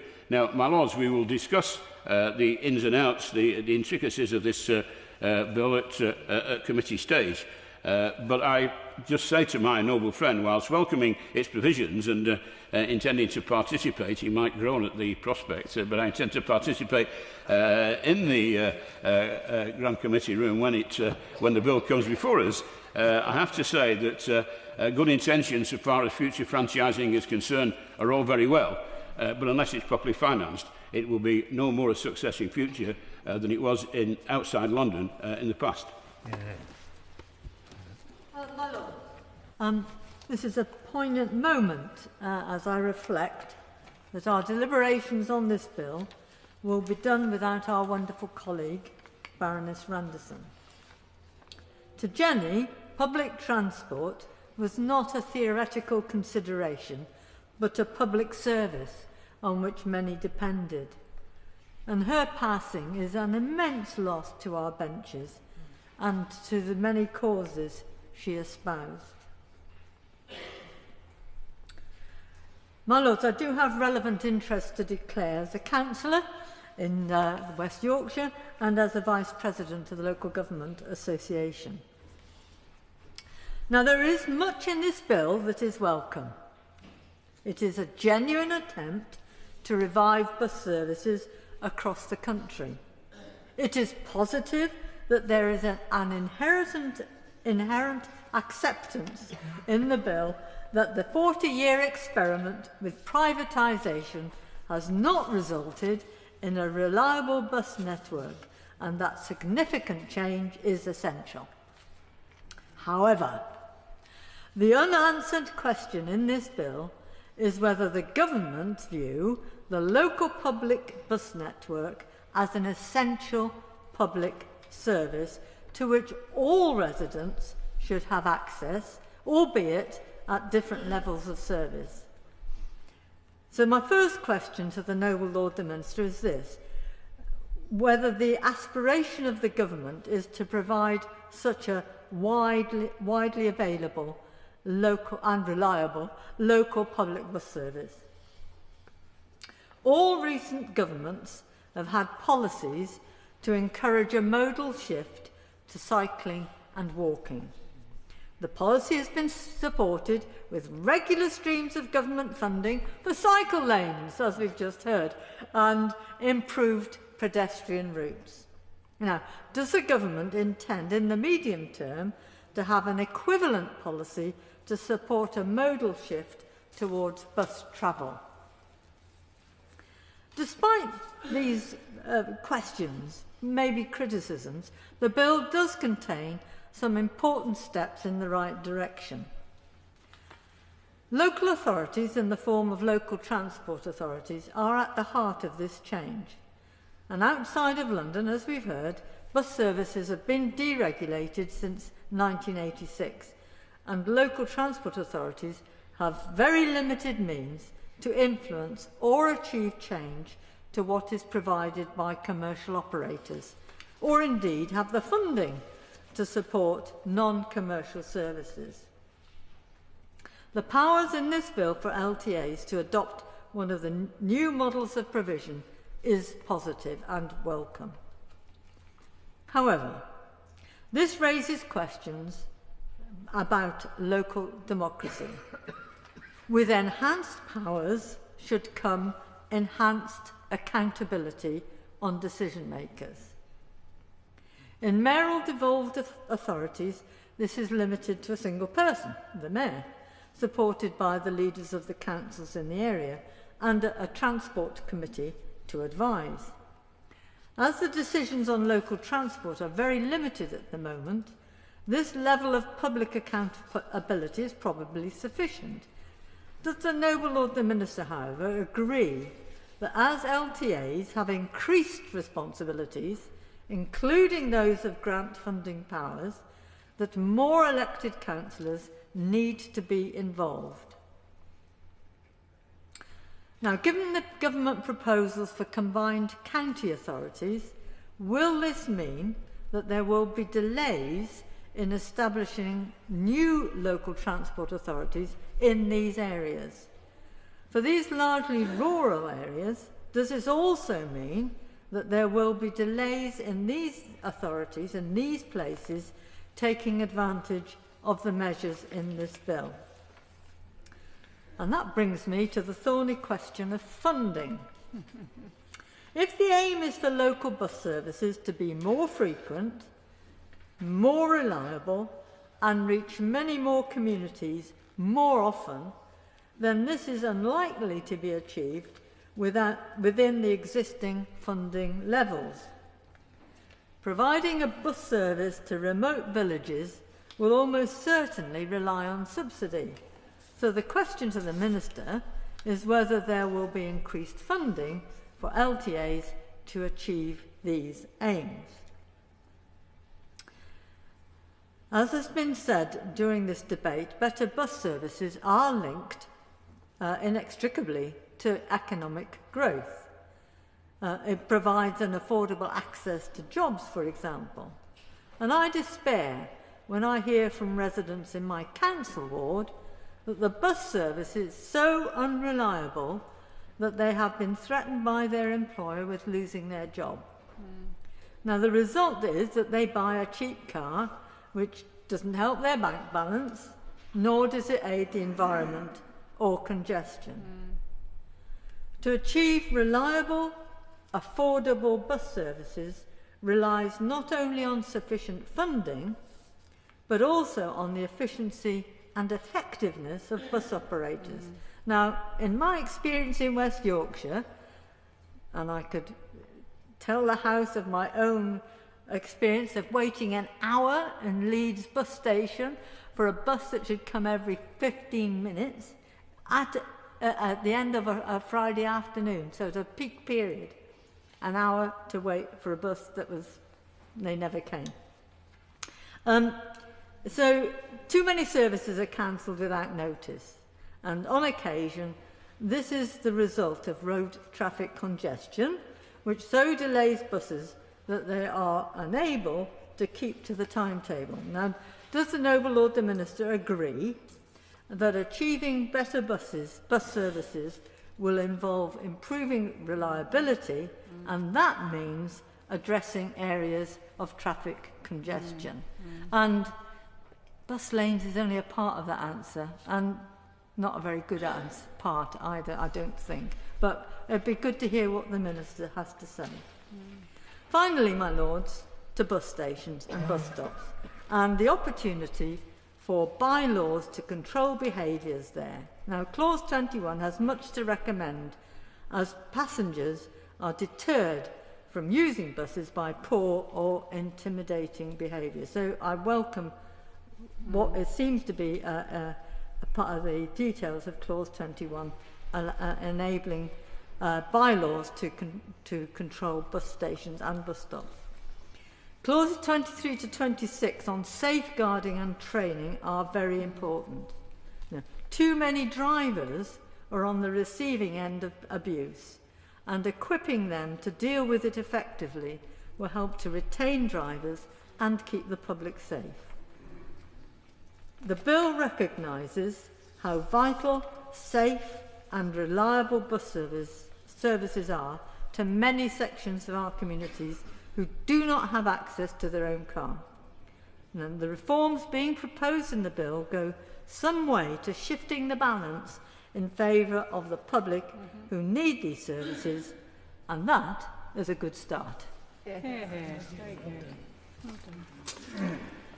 My Lords, my noble friend Baroness Finlay of Llandaff sent me a paragraph from an email in memory of Baroness Randerson, which I quote. Baroness Jenny Randerson was a dear friend since I started at Millbank House Cafeteria in October 2011. I met her sister, husband and grandchildren from Brussels. She supported me when I had my hand surgery. She checked up on me by email. We joked and laughed, and she was always positive. I did also send her emails to complain about the number 3 bus. And so it is to buses we turn, my lords, with Baroness Randerson very much in our minds. I must declare an interest, my lords. I love bus travel. The majority of my daily travel to your lordship's house is by bus, and as such, I welcome this bill. I would like to thank all those who sent me briefings, Tom Kearney of London Bus Watch, Kevin Mustafa of the London Bus Drivers Bill of Rights campaign, and as ever, the excellent House of Lords Library. I would also like to thank the Minister and his team for the excellent collaborative briefing of yesterday, which was incredibly useful all round. My Lords, I always tell a visitor to London that the best place to see London is from the top of a bus. The 76 route is difficult to beat, particularly the view from the top deck travelling over Waterloo Bridge at night. The noble Lord the Minister must take a lot of credit for the improvement to the bus services in London. When I first came to London in the late 80s, I used to wait a long time for number 1 bus, then 5 would arrive at the same time. This is now unusual. We also can look at bus times on dot matrix, bus stops on the phone. London buses are iconic and work very well, but we need to take care before we send that model around the country. In the bill's explanatory notes, and as the noble Lord the Minister repeated, it says that the passengers should be the heart of any process.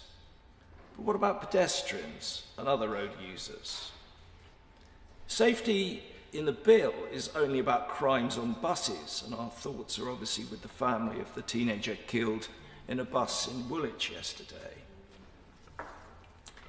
As Lady Bennett of Barnard Castle has alluded to already, according to TfL's own figures, in London an average of 3 people a day are hospitalised from a bus safety incident, at least one of which is a collision.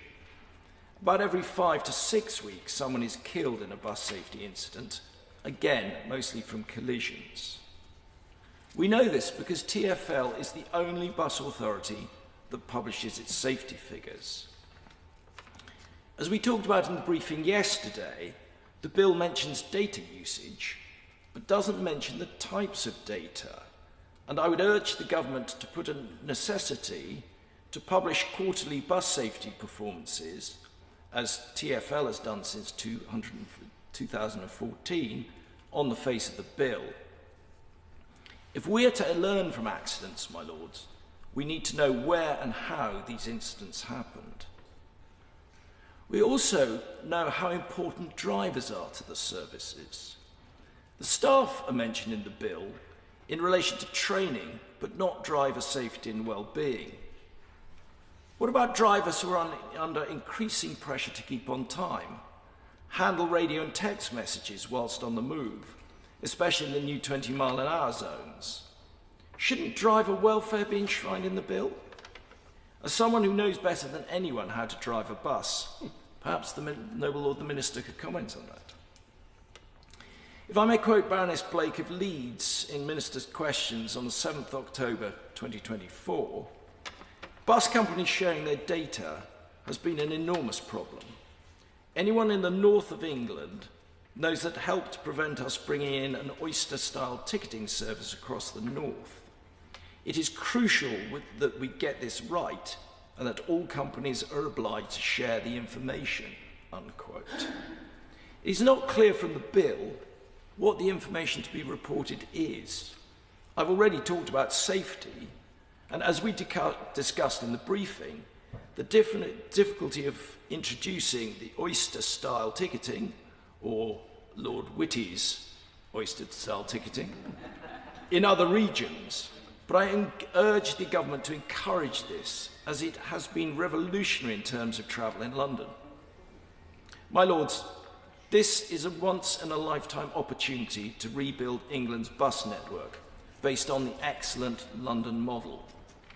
Let's just make sure that that model is as good as it can be. My Lords, can I join with other members of the House in remembering Baroness Randerson? It was with shock and sorrow that I learnt of her passing at the weekend. I've been fortunate enough to work with the Noble Baroness on numerous bills over the past decade, and it was a privilege to be able to call her a colleague.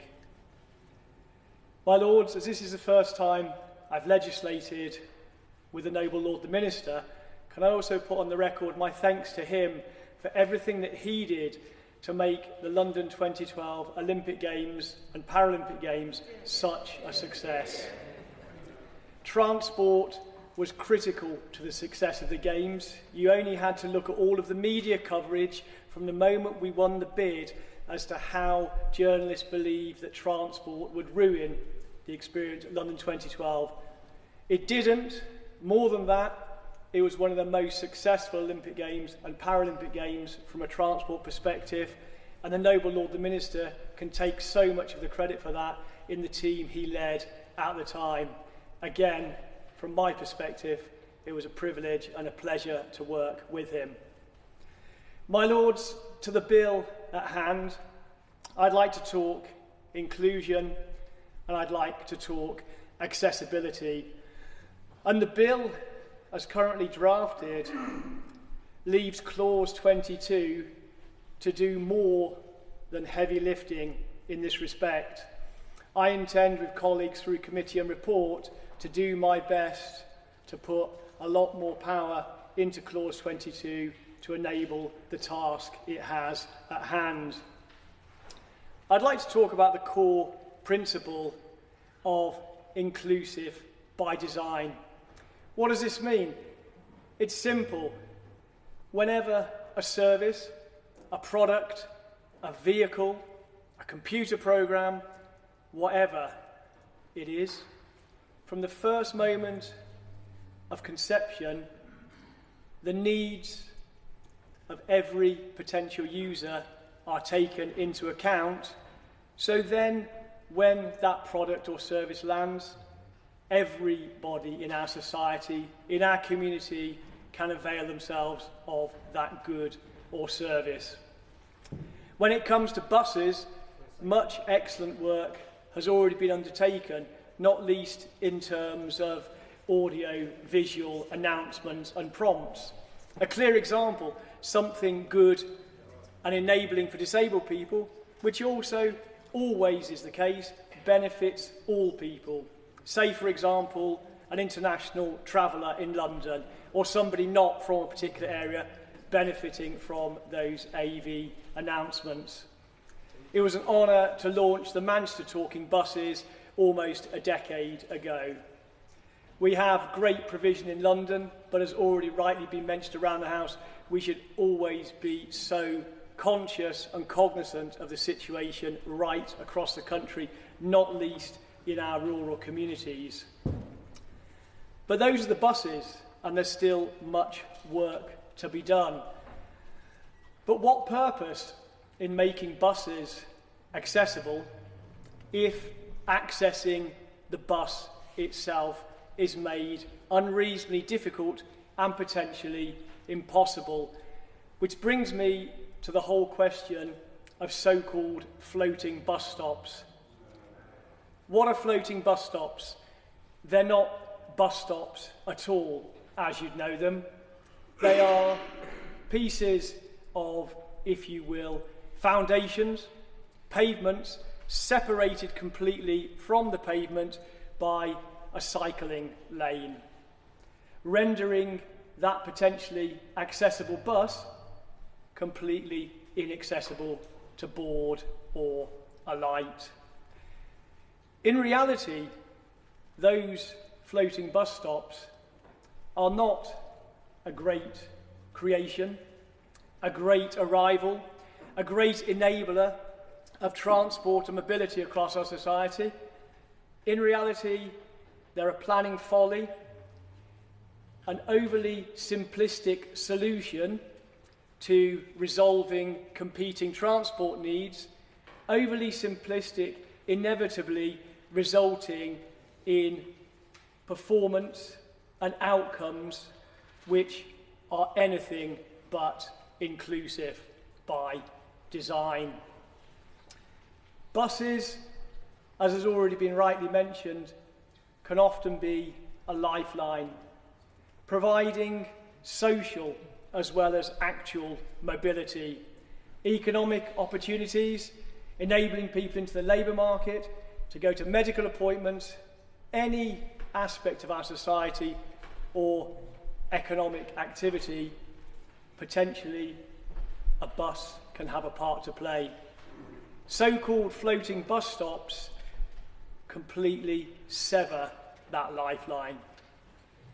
So can I ask the Minister, what point in making buses accessible if it's nigh on impossible for huge swathes of the population to access those buses? Would the government commit to a moratorium on all new so-called floating bus stops until a clear review has taken place of all existing provisions, a key piece of research right across the country where all of these floating bus stops have been installed, and a piece of work to set out retrofitting of all of those so-called floating bus stops to bring them back to inclusive by design on a timeline which doesn't leave huge swathes of our population excluded from the public realm. I've spent my life trying to enable buildings, the public realm and services to become accessible if they've been designed as not so. Many buildings designed hundreds of years ago when people had no sense of inclusion or accessibility. This very building in which we debate, pretty accessible now. The 15th century college that I studied at, pretty accessible now as a result of interventions. But what is so much more frustrating is when something that was previously accessible and inclusive is made not so for want of having that thinking in place, considering all members of our society and our communities, which is ultimately all that inclusive by design is, just really being considerate of everybody who is in our communities. A moratorium on all new floating bus stops, a review into all existing sites, and retrofitting all of them on a reasonable timeline.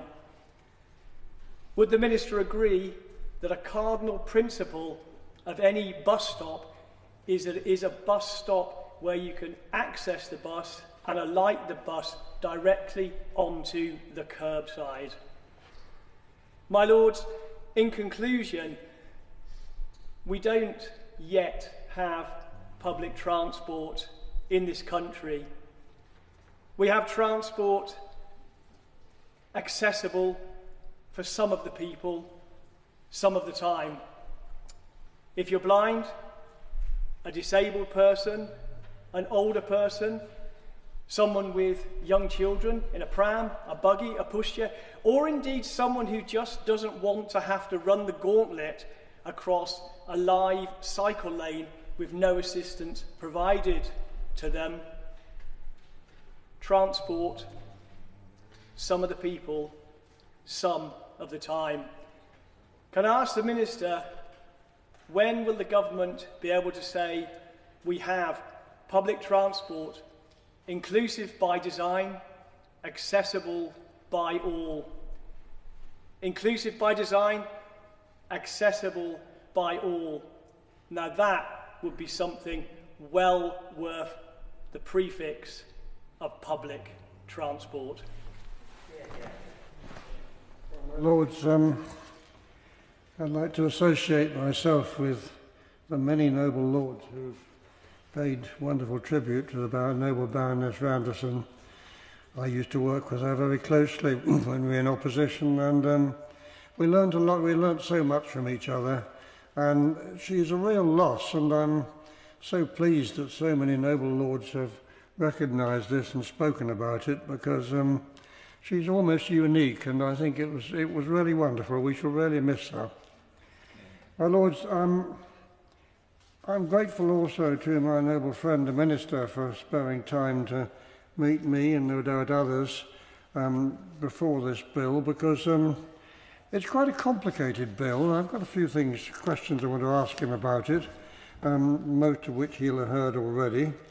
But we've actually had the opportunity this evening of going down a good dose of memory lane, particularly with our Lord Prescott's integrated public transport, which many of us thought was a wonderful thing. Some things happened, but let's focus on the fact that much of it was needed to improve the coordination and the information between trains, buses, trams, minibuses. Probably it would include cycles these days, but I'm coming on to that later. The fares, but I think most importantly is the emphasis in this bill on the community leadership and control, which we probably didn't have before. When I opened the bill, I mentioned this to my noble friend.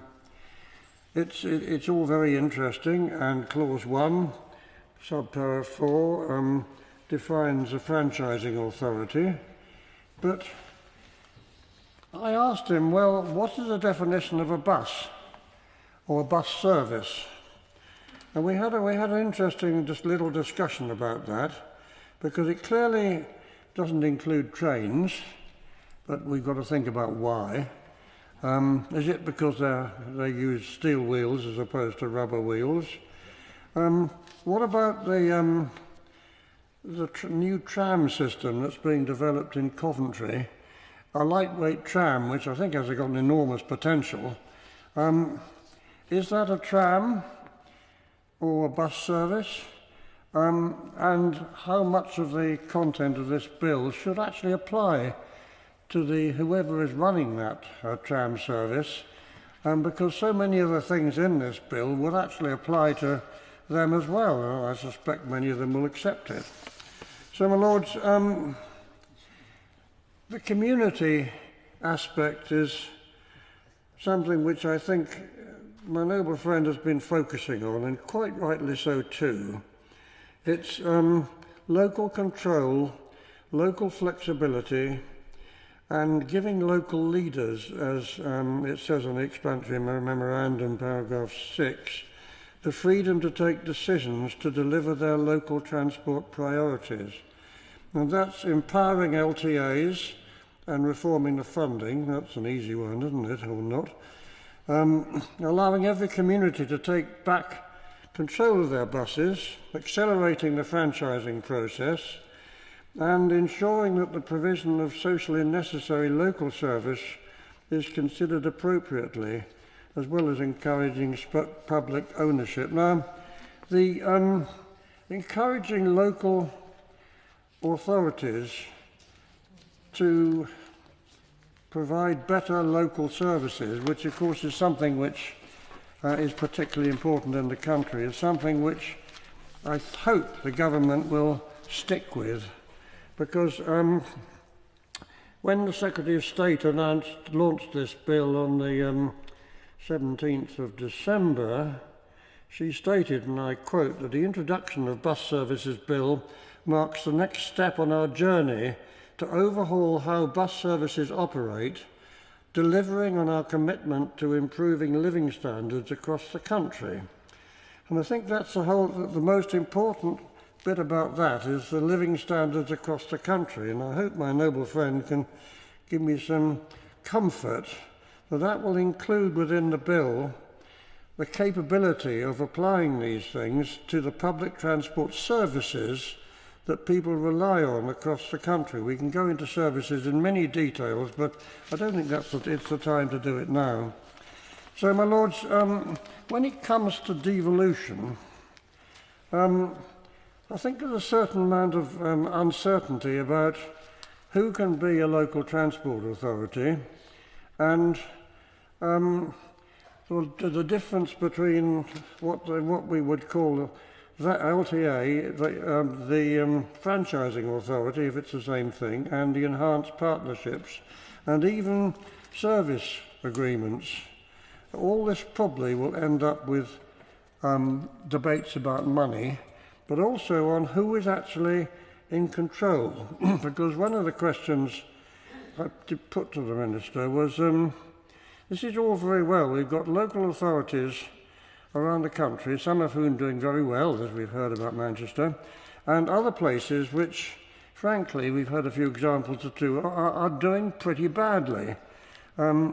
I once a year ago, had to go to a funeral in Dorset, so I thought I'd catch a train to Sherborne, which seemed to be a good timetable, and the trains go every hour, quite happily.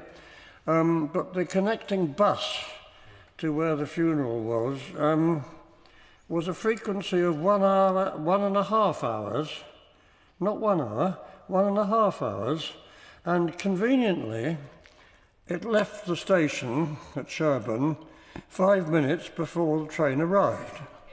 Now, I don't know whether Dorset County Council, who is presumably responsible for that, knew what they're doing, or whether they're just hoping more people would drive their cars. But that's the kind of rubbish that we've got to get, I hope the government's going to get a grip on, and make sure there is some integration, and that frankly, the passenger gets something that they want. My next question was to do with the money side of it, and explanatory memorandum paragraph 10 talks about grants and says the bill will provide the LTA with a power to make grants to operators. But it's probably very naive of me, but where's the LTA going to get its money from? Who decides what it is, and how much control will they have, what they ask for, and will they get it? And as I think the noble Lord Burns mentioned in his excellent speech, the idea of multi-year funding, wonderful idea, but whether that will happen or not. And then one has to ask and see where does the revenue risk come in these different scenarios if it's to do with an operator who then decides he doesn't want to do it. My lords, a couple of other things. I sort of feel one or two of my colleagues have been getting at me about bicycle lanes, and that's quite, that's quite reasonable, but I think this is part of a work which I hope my noble friends will be looking at, is the share of road space between these different needs. I mean, I was in Germany about a year ago and cycling around Germany on something called a cycle lane. And there was a bus lane next to it, and there's a footpath the other side of it, and the cars ended up in one lane, well, they could have been in 4 lanes, and they were quite happy with it. and people were obeying the law. So on the other side of it, of course, was there was some enforcement of it. But I think this does need to be looked at again. And one of my noble friends talked about buses going down the embankment. Well, I don't think there's ever been a scheduled service on the embankment since they they took the tram lines up. There's lots of buses on it, but they're full of people who are looking at the sights, I think. The cycle lane is fantastic. It's so heavily used that it's becoming slightly frightening in the rush hour, actually, which, quite interesting. So, my Lords, I think it's a great bill. We're going to have lots of issues to talk about, I'm sure, in committees. But for last and final question, really, from to my noble friend was, what happens if the people living in the countryside, they manage to create a local transport authority from their local authority, but what happens if the local authority, LTA, doesn't do what they think they should do? I mean, the easy answer is, well, get back in your car if you've got one, which is a very stupid statement on me. But, of course, what they can do is elect a different group of people from whatever party at the next local election who actually subscribe to not only the bus bill but some of the other issues that we've been talking about. Lower fares, more frequency, reliability, and try and get to a situation where we have timetables for buses and trains which actually talk to each other, as noble Lord Prescott was trying to do, and my noble friend Lord Whitty was trying to do 20 years ago, and try and make it work, because then people will hopefully leave their cars at home and use public transport. I want to start by echoing the many tributes to our friend and colleague Baroness Randerson, who died so suddenly last weekend. She and I came into your Lordship's house at the same time, but we had known each other through Liberal and Liberal Democrat politics and gatherings for many years before that. Her commitment to her role as a minister in the Welsh Assembly Senedd, and then as a minister in the coalition government, and more recently as a transport spokeswoman for the party, was always evident. Her research was broad and deep, her contacts enviable, her knowledge of her topics revelatory, and she combined all of that with a delightful, practical way that always made working with her a pleasure, whichever side of the house you came from.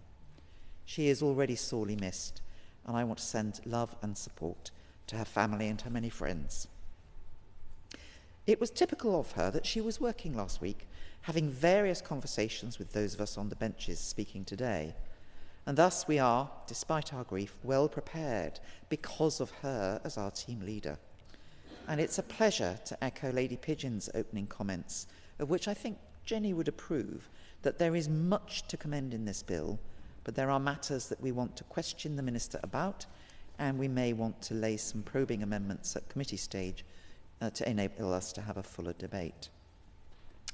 My Lords, I also need to declare my interest as a Vice President of the Local Government Association and thank those who sent us briefings, including the library. And I thank the Minister for meeting with some of us to discuss the bill. It was a pleasure to follow Lord Berkeley. He raised the issue of what is a bus. I noticed he omitted rural post buses. I used to love my Highland post bus. Not very frequent, but at least you knew when they would come past in the most rural communities, and I've seen some of them in France too. But I also want to raise the issue of guided buses. I was on Cambridgeshire County Council when the Cambridge guided busway was planned, and I have to say, years on, it is a successful and using part of a disused rail line, but always full by people coming in to use it as a fast way to commute into Cambridge because the busy roads around it are quite difficult. Lady Pinnock reminded us of the history of deregulation of the bus services. And I think what's happening here is also a delayering of the complexities, which I think is helpful. Lord Burns and others talked about the problems of rural bus services, and the rural model is absolutely not the same as the urban. I think if the Minister takes one thing away from this second reading, so many noble lords have raised that. So I wondered if the Minister can say how the government plans to deal with that problem. Lord Whitty was right to focus on universal Oyster-type cards. They are becoming rather old hat these days, and I actually wondered if new technologies might be a route to doing that. And they might also be able to help with concessionary cards as well, which tend to be quite limited in areas for very particular specialist local types. And it was good to hear from Lady Bennett of the Green Manifesto commitment to bus services, and I hope she is encouraged that from all parts of this House we have all aspired to much that their manifesto said. Can I ask the Minister in Clause 9 how it will ensure, the government will ensure that an approved person who replaces the word auditor in the Transport Act 2000, how an approved person has the right qualifications and membership of a regulatory body, if appropriate? Because this is public money we're talking about here, and I think the Minister has talked about large grants to go, whether it's to local government or other routes.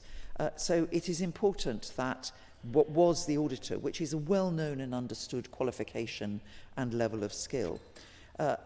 Will there be any other deregulatory actions that have resulted in unintended consequences? And as he knows this, I raised this with him when we met, because one of the unintended consequences of deregulating and changing the qualifications of fire protection inspections was that fire doors failed at the Grenfell Tower fire and many others because the standards had gone with the deregulation. It's really important, this is not a safety issue, but it is really important where public money is being spent, that the government and the public can be assured that this is good value for money. And can the Minister confirm that Clause 11, the amending of the Public Service Obligations in Transport Regulations 2023, SI 1369 for 2023, complies in its entirety with the Procurement Act of 2023, because Clause 11 simplifies the direct award of bus contracts to incumbent operators. Now, I understand that this is only a temporary arrangement, but it could last up to 5 years, and that is a long time to have something that may or may not comply, so I look forward to hearing from the Minister on that. Lady Pidgeon and Lady Pinnock raised the important issue of how real the devolution is to local areas. And Lady Pinnock asked a very key question about what is the ambition of government? Is it universal across the country? And if so, will enhanced resources come with enhanced partnership plans? And I suspect this is one of those areas that we may return to during the bill. Powers with no funding is not real powers, and it will fail. Lord Burns is also right. Multi-year funding settlement is absolutely essential. Local government has been asking for that from governments of many political colours for many years. Noble Lords have mentioned the increase of the fare from £2 to £3, and affordable fees are certainly vital. Travelling in Vilnius recently, it cost me less than €1 for 60 minutes on the bus system. You could get 24 hours for £3.50, and for 240 hours it was €12. And that's because technology tells when you can check in and check out, so it isn't elapsed time, it is the actual time that you are travelling, and it stops calculating when you stop travelling. Why does that work in Vilnius? The roads are empty because it is so cheap and so reliable that everyone relies on the buses. Now, I don't think the UK bus market is anything like that at the moment, but wouldn't it be good if we could aspire to that? Clause 19 adds provisions to the Statistics of Trade Act 1947, and from these benches we welcome the publication of bus statistics to mirror those used in the rail sector. And Lord Hampton asked if it would include safety information. That is an excellent idea. Because, my lords, it is amazing how behaviour changes when data is collected, and I suspect driver training and refreshing that training would improve too. I would also want to know if assistance data, easily obtainable these days because of the assistance apps that rail staff now use, can provide a lot of that data, including the mode of assistance required. I'm so delighted that Lord Holmes wants Clause 22 strengthened on floating islands and bus stops. Lord Whitty omitted to mention that there are also problems for disabled people in his list about the problems of traffic islands between cycle lanes and the main highway. One joy I have on one island that I have to get off at regularly is there is some random street furniture. And if the bus driver doesn't line up exactly, when you are on a steep ramp coming off a bus, you cannot stop at the bottom. And I have to try and whiz round to the side of the street furniture to avoid crashing into it. But frankly, my lords, much more worrying are those islands where actually if you keep whizzing, you go straight into the cycle lane, which is a danger to you and a danger to cyclists as well. A moratorium would be good until we can work out what happens. Clause 22 on the guidance of safety bus stopping places is not strong enough. In 22 clauses, subclauses 1, 2 and 3, the word may is used. A Secretary of State may choose not to do it, and the guidance appears not to be statutory guidance, so bus franchisees could choose to ignore it. So can the Minister explain why the word may is used here, and why the government would not want the safety of disabled people to be stronger? Lord Effingham raised the important point about accessibility at bus stops. Whilst not as dangerous as islands, it is very frustrating being unable to use a bus shelter because there's not enough space on the pavement for a wheelchair to get into the bus shelter. And as my noble friend Lady Harris said, children with special educational needs and disabilities are being affected in North Yorks. The statistics she quoted us were shocking. And in addition to the question that she asked the noble Lord the Minister, I wondered if the Minister might agree to meet his education counterpart, because it seems to me that what she described is an absolute breach of the Children and Families Act arrangements for making statements for children with special educational needs. It was always intended that those travelling to and from special schools and special provision would not have to pay for it because it is often so far away. Clause 24 and 25 covers the rights of buses and coach drivers, but only in the context of ensuring that staff are trained. For Clause 24, that's for antisocial behaviour. So I was somewhat surprised at Lord Effingham deeming that it perhaps to be unnecessary along with other oversight mechanisms, and that he would come back and it would be good to debate at committee stage about this. Because, my lords, disability awareness is not the same as the rights of disabled people under the Equality Act 2010.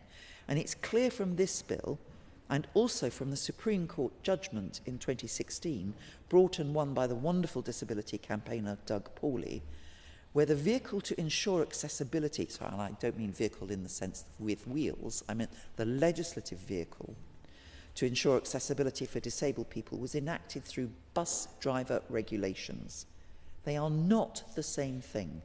The entire power rests with the bus driver, and I'm afraid some of them treat disabled people raising issues as antisocial behaviour. I've had it in the last couple of weeks, because antisocial behaviour is part of the same regulation, and therefore I suspect it's part of the same training too, as driver training.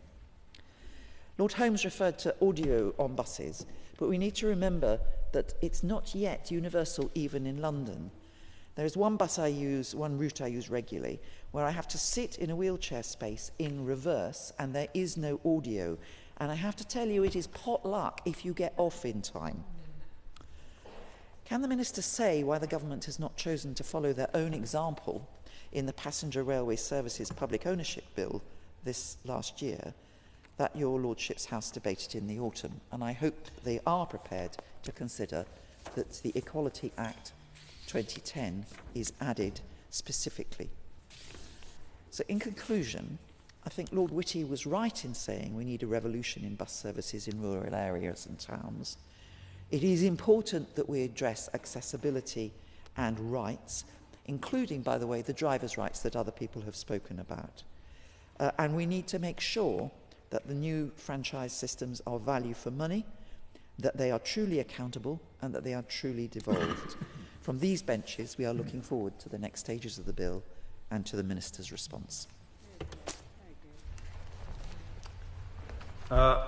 My Lords, it is very difficult, in fact impossible really, for me to add meaningfully at this stage to the many tributes, personal and emotional tributes, that have been paid by noble lords to the late Baroness Lady Randerson.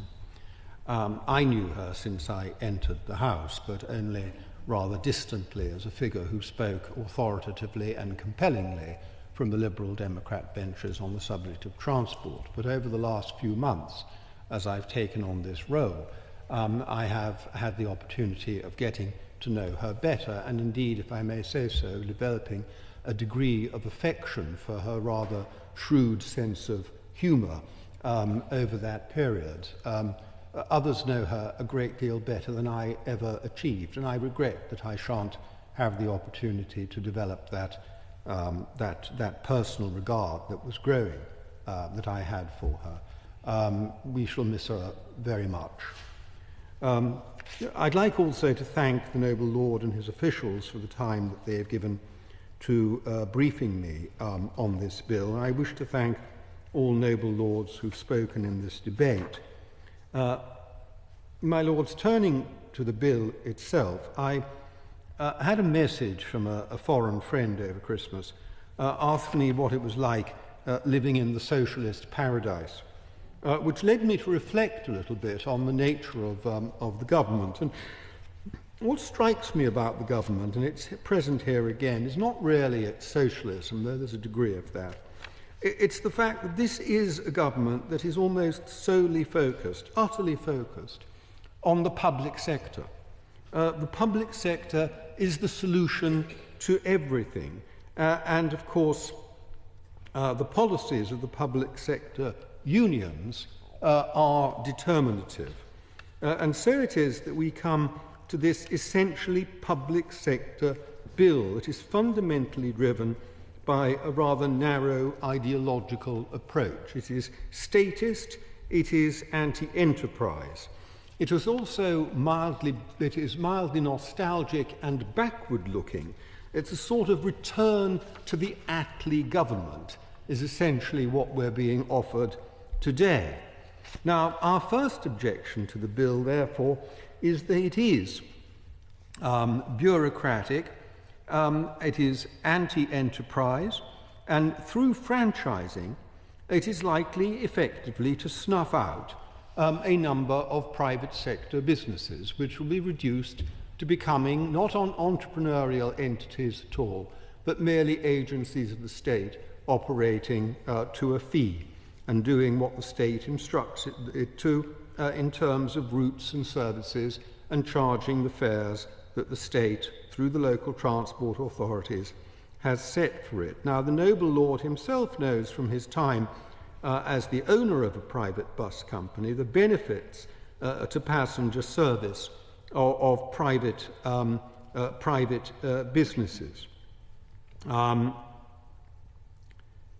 noble Lord Snape, and my noble friend Lord Maclauchlan drew attention to the decline in passenger numbers and the implication that certain noble lords appear to draw from that is that it is a consequence of private provision.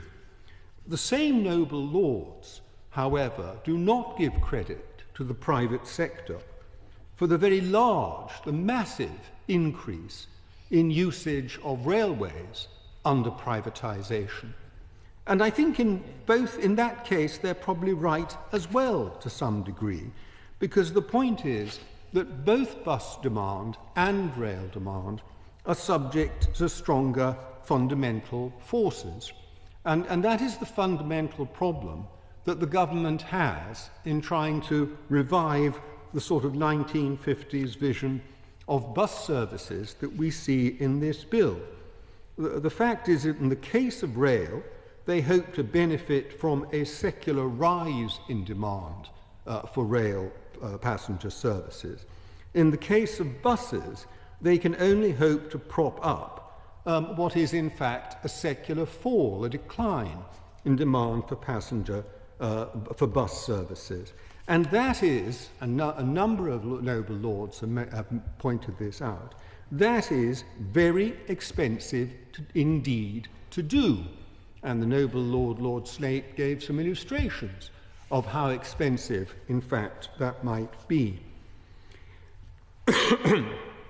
If we take as an example, and it's random, I mean, many examples were developed, but one of the first examples given in debate was given by the noble Baroness Lady Pigeon, when she referred to North Shropshire and the cuts in services that have been seen there.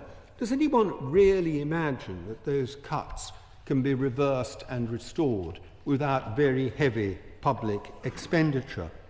The government's chosen case studies, which they're so proud of, include London and Manchester. The former Secretary of State, Louise Haigh, wrote in the Sunday Mirror about London. This is going back to November 2024, shortly before her political demise. This represents record capital investment to the majority of places and a once-in-a-generation reform plan that aims to deliver London-style buses to every corner of the country. Every corner of the country, including those that are usually overlooked. Now, my lords, as has been pointed out by the noble Lord Snape, though I think he actually we're roughly in the same ballpark, where he said £850 million a year to sustain London buses. Figure I have was £738 million a year in 2024. But we're in, as the Americans say, we're in the same ballpark. And if I may be so bold as to disagree with such an experienced transport commentator as my noble friend Lord McLaughlin, there has in fact been a reduction in bus mileage in London under the current mayor of approximately 5%. There was a plan to reduce it by 7%. I don't think the full 7% was delivered, but it certainly of the order of 5%. And this is very palpable to those of us who live in or close to central London in particular. In the case of Manchester, the B network celebrated its first year of franchised bus services in September 2024. Passenger journeys in Greater Manchester grew by 5% in the first year of franchising. By contrast, however, in the year ending March 2024, and I agree this is not exactly the same period, but it's the best overlap I can get, in the year ending March 2024, national bus passenger numbers grew by 7%, and those figures are taken from the Department of Transport official statistics. And might I say also, in the context of secular decline, that also illustrates how little can be learned from simply comparing from simply looking at 1 year's figures. So the idea that Manchester demonstrates a huge success, outstanding, apart from the rest of the country, because of franchising, needs to be substantiated. It's not actually necessarily very persuasive on the numbers given.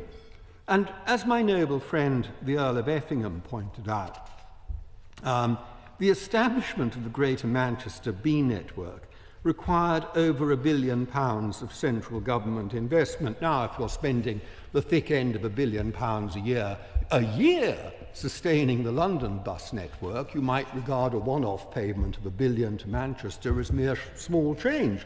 But replicate that round the country, and you will eventually be looking at real numbers. The upshot is that any promise by the government to give London-style bus services to the whole of the country is essentially a chimera. It is a bogus offer that the government cannot afford to deliver. let's turn briefly, if we may, to passengers, which is my next topic, if we move away from costs. We argued forcefully when we debated the government's passenger railway services public ownership bill that the focus of the bill, the purpose of the bill, its overriding purpose, should be to improve passenger services. It was after all, a bill, it is now an act, about passenger services on the railways. And similarly, this bill, however, the government resisted that, and they overturned that in the Commons, in the other place. But similarly, this bill makes no commitment to an improvement in services for bus passengers. It simply hopes that by making structural and procurement changes, it will somehow achieve it. It has no overall duty on the Secretary of State to seek to improve passenger services. It simply says that perhaps it should. Is it going to work? Is the bill going to work? In its manifesto, the Labour Party committed to reforming the system for procuring bus services and committing to give local leaders new powers. The reality of this bill is that the government isn't really giving local leaders new powers, it's simply removing the Department for Transport's role in confirming the appropriateness of franchising in other areas. It is our view that the government's decision to remove the Secretary of State's discretionary power to grant franchising powers to local authority risks too much. And we believe that the Secretary of State should have the power to intervene where a local authority's franchising model is failing, as a safeguard to protect services for local people where local leadership is poor. It is essential, my lords, to understand the differences between large concentrations of persons living in an urban area and the structure of a market that exists in rural areas. And that was the logic behind the 2017 Act, which gave powers to certain conurbations, effectively, to franchise or to take more control of their own buses, but to deny them elsewhere.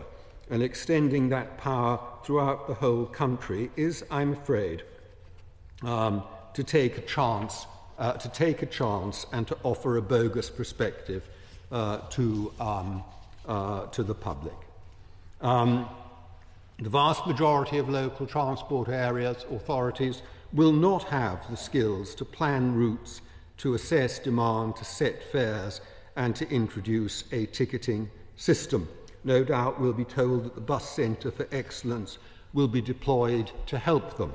Perhaps the noble lord could tell us when he responds how many people are employed by the Centre for Bus Excellence.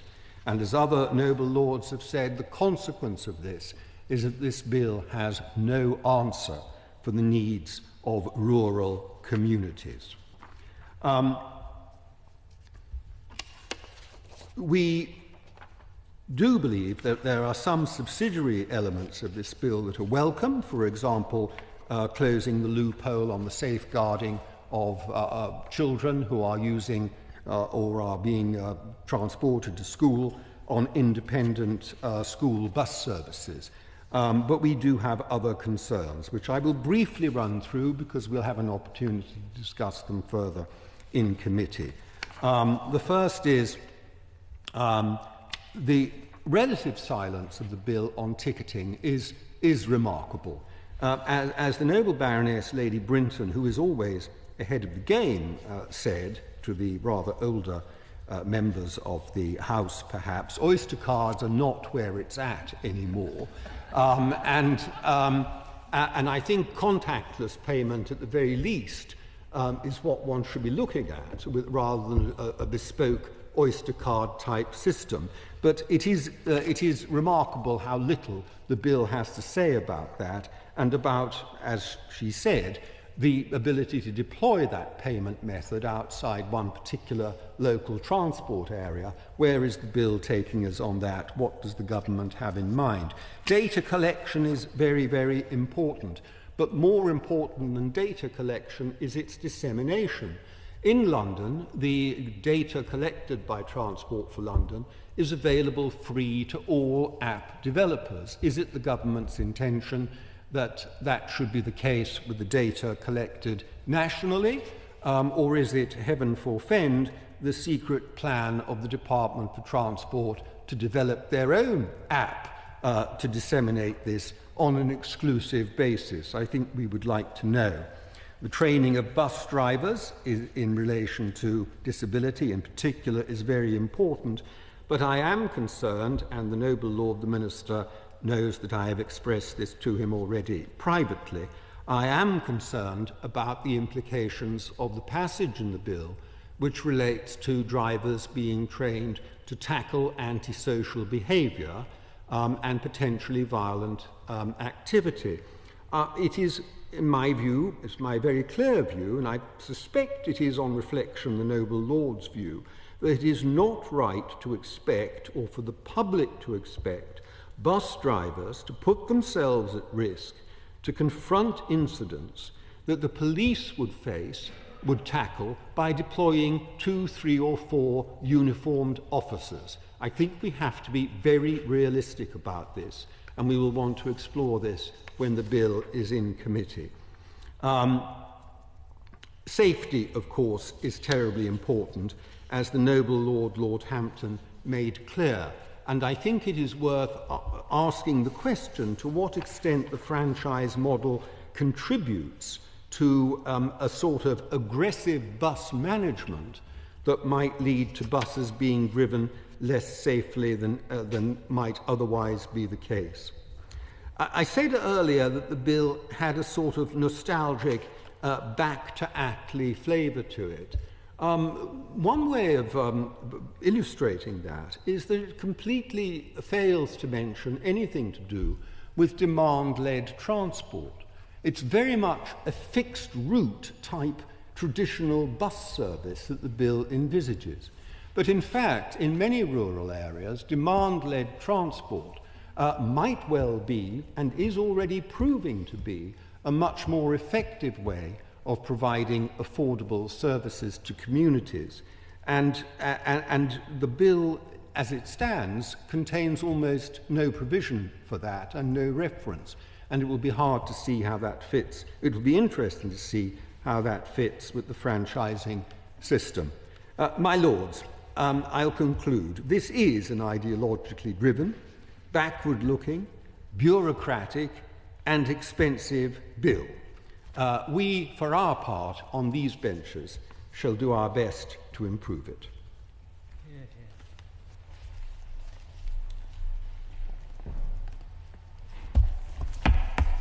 My Lords, I thank those that have engaged in today's lively debate on the bill. I've listened carefully and with much interest to the excellent points being raised across your Lordship's House. I will attempt to respond to some, but not half as many questions and concerns as I would like to, because of the time, but we also, of course, have the committee stage at which we can explore many of these issues in greater detail. In the meantime, I'll follow up where I can, as soon as I can, some of the issues that I can't mention now. I thank the Earl of Effingham for his introduction. Much of it is covered by what Lord Moylan has just said. I would say one or two things to him in passing, one of which is the notion that bus fares increased by 50% from £2 to £3. It is, of course, a calculation that bus fares of £2 increased to £3. But in fact, of course, many passengers don't travel on individual tickets, and as the industry trade body said itself, for the 26% of passengers who travel on individual tickets, many fares for shorter journeys remain below £3. The cost of franchising in Manchester is not £1 billion. It actually cost, on a once-off basis, £135 million, much of that paid for by Greater Manchester itself, and in fact one of the reasons it cost so much money is because it took 6 years, because the process was so convoluted, and that is a clear aim of this bill, which is to make franchising easier to do. And lastly, I just, as a point of issue, it's not only electric buses that get recalled by manufacturers. As a bus operator myself, I can tell you of many circumstances in which buses have rightly been recalled for safety reasons. And I think it's inevitable that zero-emission buses will be will take over in future, and this bill seeks to make sure that the industry recognises that. But he is right in referring to a one-team ethos. I'm not entirely sure that that sentiment was reflected in what the noble Lord Moylan just said, but we'll do our best to get a good bill out of this, I'm sure. And I welcome that sentiment. I'll turn to Baroness Pidgeon and thank her for her really helpful remarks. The devolution of funding and the statutory guidance given by the Secretary of State, which is section 154A, we will debate that in committee. It's not the intention to apparently devolve funding and then put on such rules that in fact it's not really devolved. And indeed, the intention of the bill is to allow a much greater level of freedom for local transport authorities than they have had, and it's also the intention of the government in due course to streamline the funding streams above that, and I recognise that point completely. I'm as confused, as frankly, as some noble lords are about how many streams there are, and the noble Baroness mentioned some of them, and it would be better. But actually the result of this bill is to make, at the point at which the money is distributed, it makes it much easier to do, and that must be the right thing.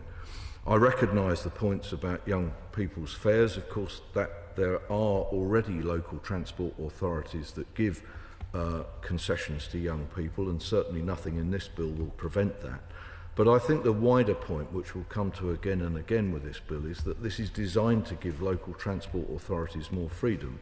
And a number of noble lords have referred to that this afternoon and this evening. And it is actually the right thing to do, because buses are a local service. They're not a national service. I'll come back to the noble Lord Moylan's specific remarks at the end.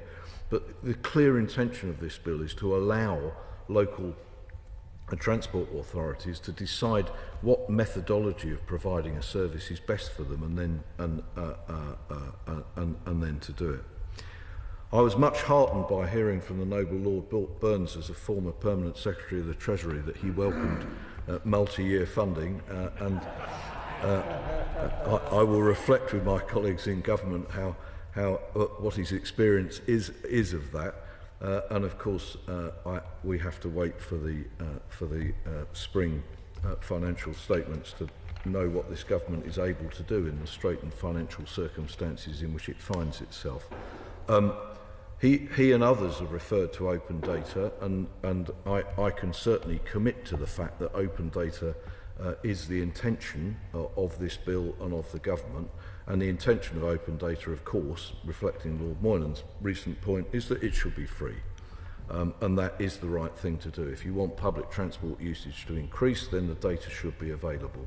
And I've got a rather good story to tell the House about open data, which is that when Transport for London, we searched for the person who developed the best open data app for the Underground, and I said I'd like to see that person. It turned out they worked for a bank in Melbourne, and it wasn't immediately possible for them to turn up in my office. But it is a really important point.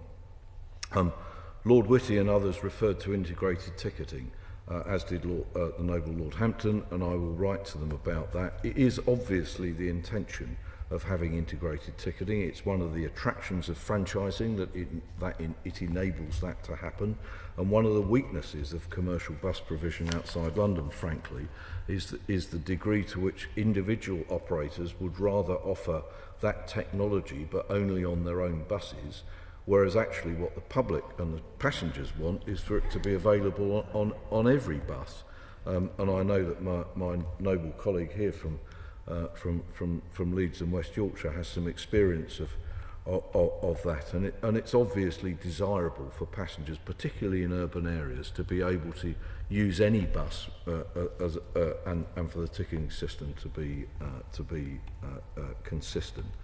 A number of noble lords have referred to training, and of course there is already mandatory training for bus drivers. The intention of this bill is to specify further mandatory training, but deliver it within that regime, and I think that that's absolutely right. A number of noble lords have also referred to the roads on which buses operate, and it is of course quite right that the reliability and indeed the economics of bus operation are vastly altered by the existence of congestion and the ability of buses to get through traffic, whether it's through bus lanes or other things. One of the most notable things about the Manchester franchising is that the consequence, almost immediately, of putting some of the bus service into the control of the Mayor of Greater Manchester, and also then to be reflected in the local transport authority, was that a vastly increased focus then immediately was available on actually, for example, getting rid of temporary traffic lights, of straightening out traffic management. And I think it's an area that there have been references this afternoon, this evening, to the experience of what help can be given to local transport authorities who wish to engage in franchising. And I think one of the, alongside it, and the Bus Centre of Excellence has been mentioned, it doesn't need full-time employees, it needs advice to be available when advice is needed. But one of the features of that is also to give some advice on traffic management, so that buses can take their appropriate place in transporting passengers in local areas. It's always a delight to hear from the noble Lord McLaughlin. He's made some excellent decisions in his time, including appointing me as the chair of Network Rail, though I have to tell you my wife was not similarly impressed by that appointment. And many of the points he raises are obviously germane, and in particular the very sharp decline in passenger numbers in the north of England. And he said one size doesn't fit all, and he's absolutely right. I think that's much more to the point than the noble Lord McLaughlin. What this bill does is enable local transport authorities in cities, in towns and in rural areas to choose what is the best way of going forward. It's not necessarily franchising. Even if it is franchising, it's not necessarily on whole routes. Some of it is about franchising in particular areas where a franchise mechanism might produce better public services. And the government doesn't want to dictate whether or not you should have a franchise. The government wants local transport authorities to use the best mechanisms they can. It was a delight to hear from the noble Baroness Bennett, and it's even better to hear that the noble Baroness Jones is recovering, and I look forward to seeing her in her place. The noble Baroness raised a number of questions which I think will have to be answered either in committee stage or in correspondence. She referred particularly to recovering lost routes, and of course one of the real sadnesses of the last several years is that some of the bus funding has actually been available to start new bus routes when the old ones ceased because they weren't able to be funded through that funding arrangement. And it's even better if routes are not stopped and then started again, because in the course of that you lose quite a lot of patronage. She mentioned the noble Baroness mentioned South Yorkshire in particular, and I can tell her that the South Yorkshire Metropolitan Combined Authority has completed a franchising assessment, and the consultation on their scheme closes on the 15th of January. I listened very carefully indeed to the noble Baroness Harris of Richmond, and I had an exchange with her previously about the circumstances in North Yorkshire that she raised. The concerns she raised are known to the government. I am also aware there's a petition tabled to Parliament by the member for that area in the other place, and my colleagues in the Department for Education will respond to that shortly. I also note out of interest that North Yorkshire is a Conservative council. The noble Lord Snape referred to matters including the costs of zero-emission buses. One of the reasons for this bill proposing both an effective ban on non-zero emission vehicles, but the date of 2030 is that he will know, as an experienced bus person, that actually the costs of zero emissions and hybrid vehicles have gone down, and actually the intention of this is to support the sales, which government has also supported very strongly through this, and the previous governments have supported through funding, in order to bring down the costs of those vehicles such that they are available and they're economic to run when that time comes. There are a lot of points raised by the Noble Baroness Pinnock about bus services, and many of them are germane, and we shall discuss them, I have absolutely no doubt, in the committee stage. She asked whether I agreed that as local transport authorities have more, which will get more responsibility, that should more councillors be involved.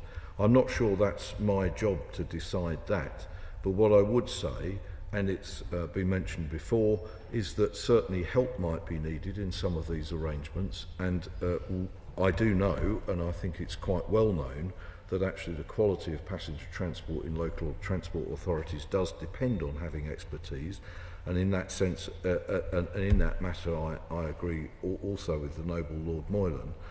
But actually that is one of the purposes of this bill, which is to set out the choices, and the department will be available in order to, the department is putting money aside and resource aside in order to help people make the right choices and then institute them successfully. The Noble Lord Hampton raised several issues about safety, and I will consider the points which he and others have raised about whether data should be collected about safety. I'll certainly write to him, and I have no doubt that we will raise that those matters will be raised in committee.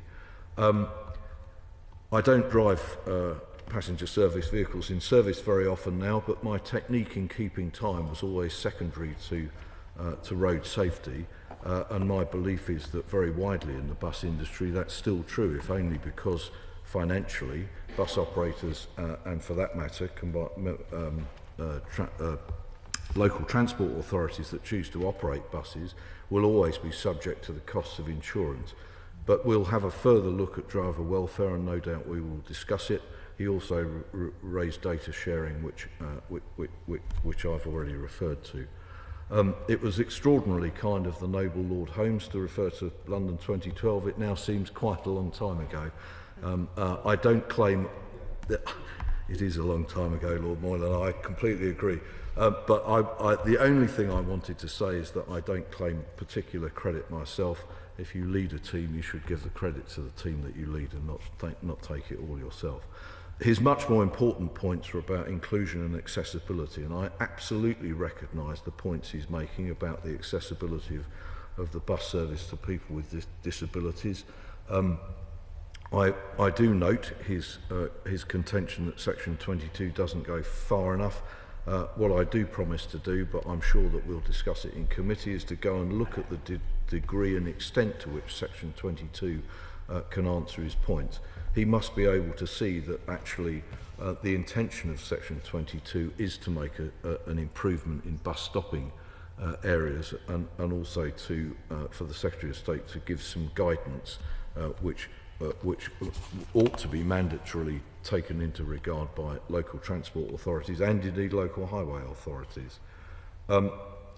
The Noble Lord Berkeley raised points about community control and who's in control, and as I said, the point of this matter is to return control to local transport authorities.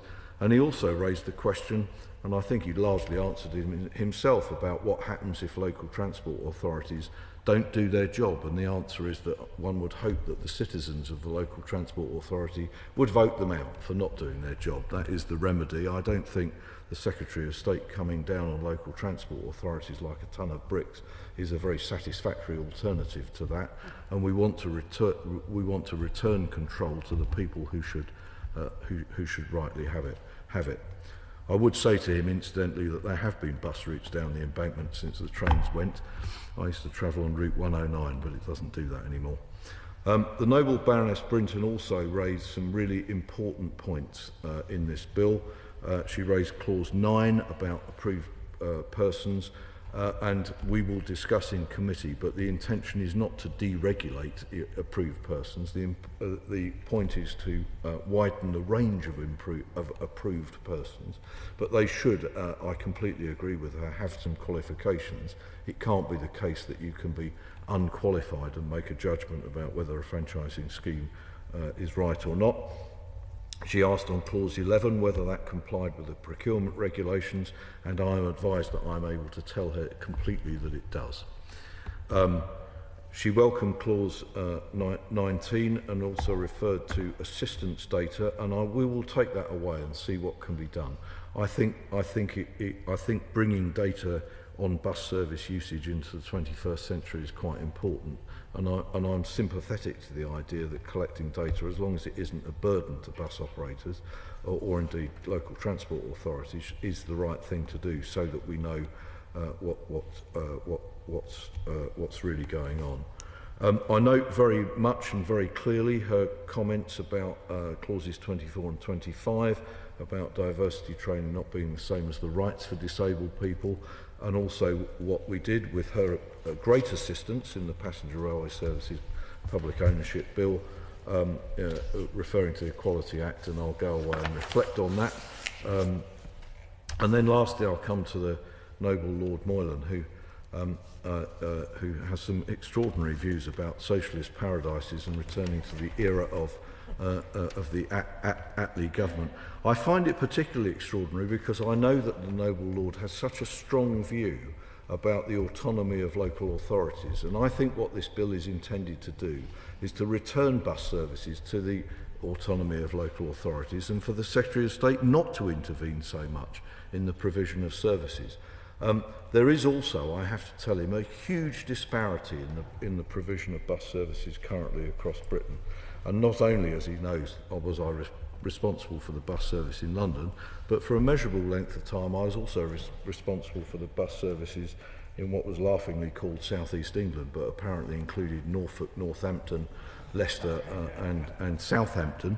And even amongst one bus group 20 years ago, there was an extraordinary variation in the provision of services and the extent particularly to which bus operators sought to maximise the network and maximise the return on it, or cut off individual journeys, to the extent to which some towns and cities in Britain find themselves short or even without bus services after 7 o'clock in the evening and on Sundays. And I can tell Noble Lords that I think I know roughly how to run a bus network, and one of the things that you would do, which is the feature of the best bus services run by the private companies in outside London, and I can mention some places, but I won't, is that they do seek to service the network. They do seek to take people both to school and to hospital and to work and to leisure and take them home. It's those places where those services have drifted away where actually something else needs to be done. And that's also true of rural services. He alleged, quite wrongly, that this bill doesn't deal with demand-responsive transport. It very much does. It's one of the remedies open to local transport authorities, as it should be. It's not a particularly cheap methodology, but it is there to be used. And in fact, there's some startlingly good examples of doing it. And of course, he refers to it as though this is an urban feature, but his own government instituted an experimental regime in Cornwall, which is, as the Noble Lord Berkeley knows, has produced rather a good bus service in Cornwall by actually having features of the Cornwall Council's activities which amount to much of franchising, like as in the way that this bill will allow to happen. I've come to my allotted time. I think that there's a limit to what I can answer here.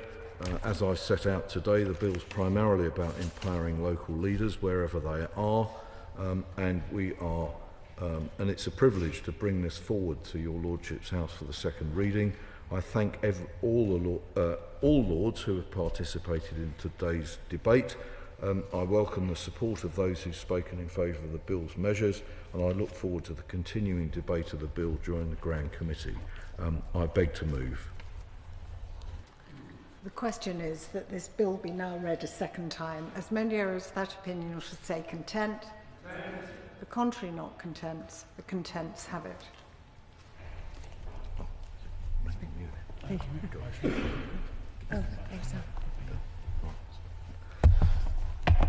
My Lords, I beg to move the other motion standing in my name on the ordered paper. The question is that this motion be agreed to. As many areas of that opinion will say content. The contrary not contents. The contents have it. My Lords, I beg to move that the House do now adjourn. That the House do now adjourn.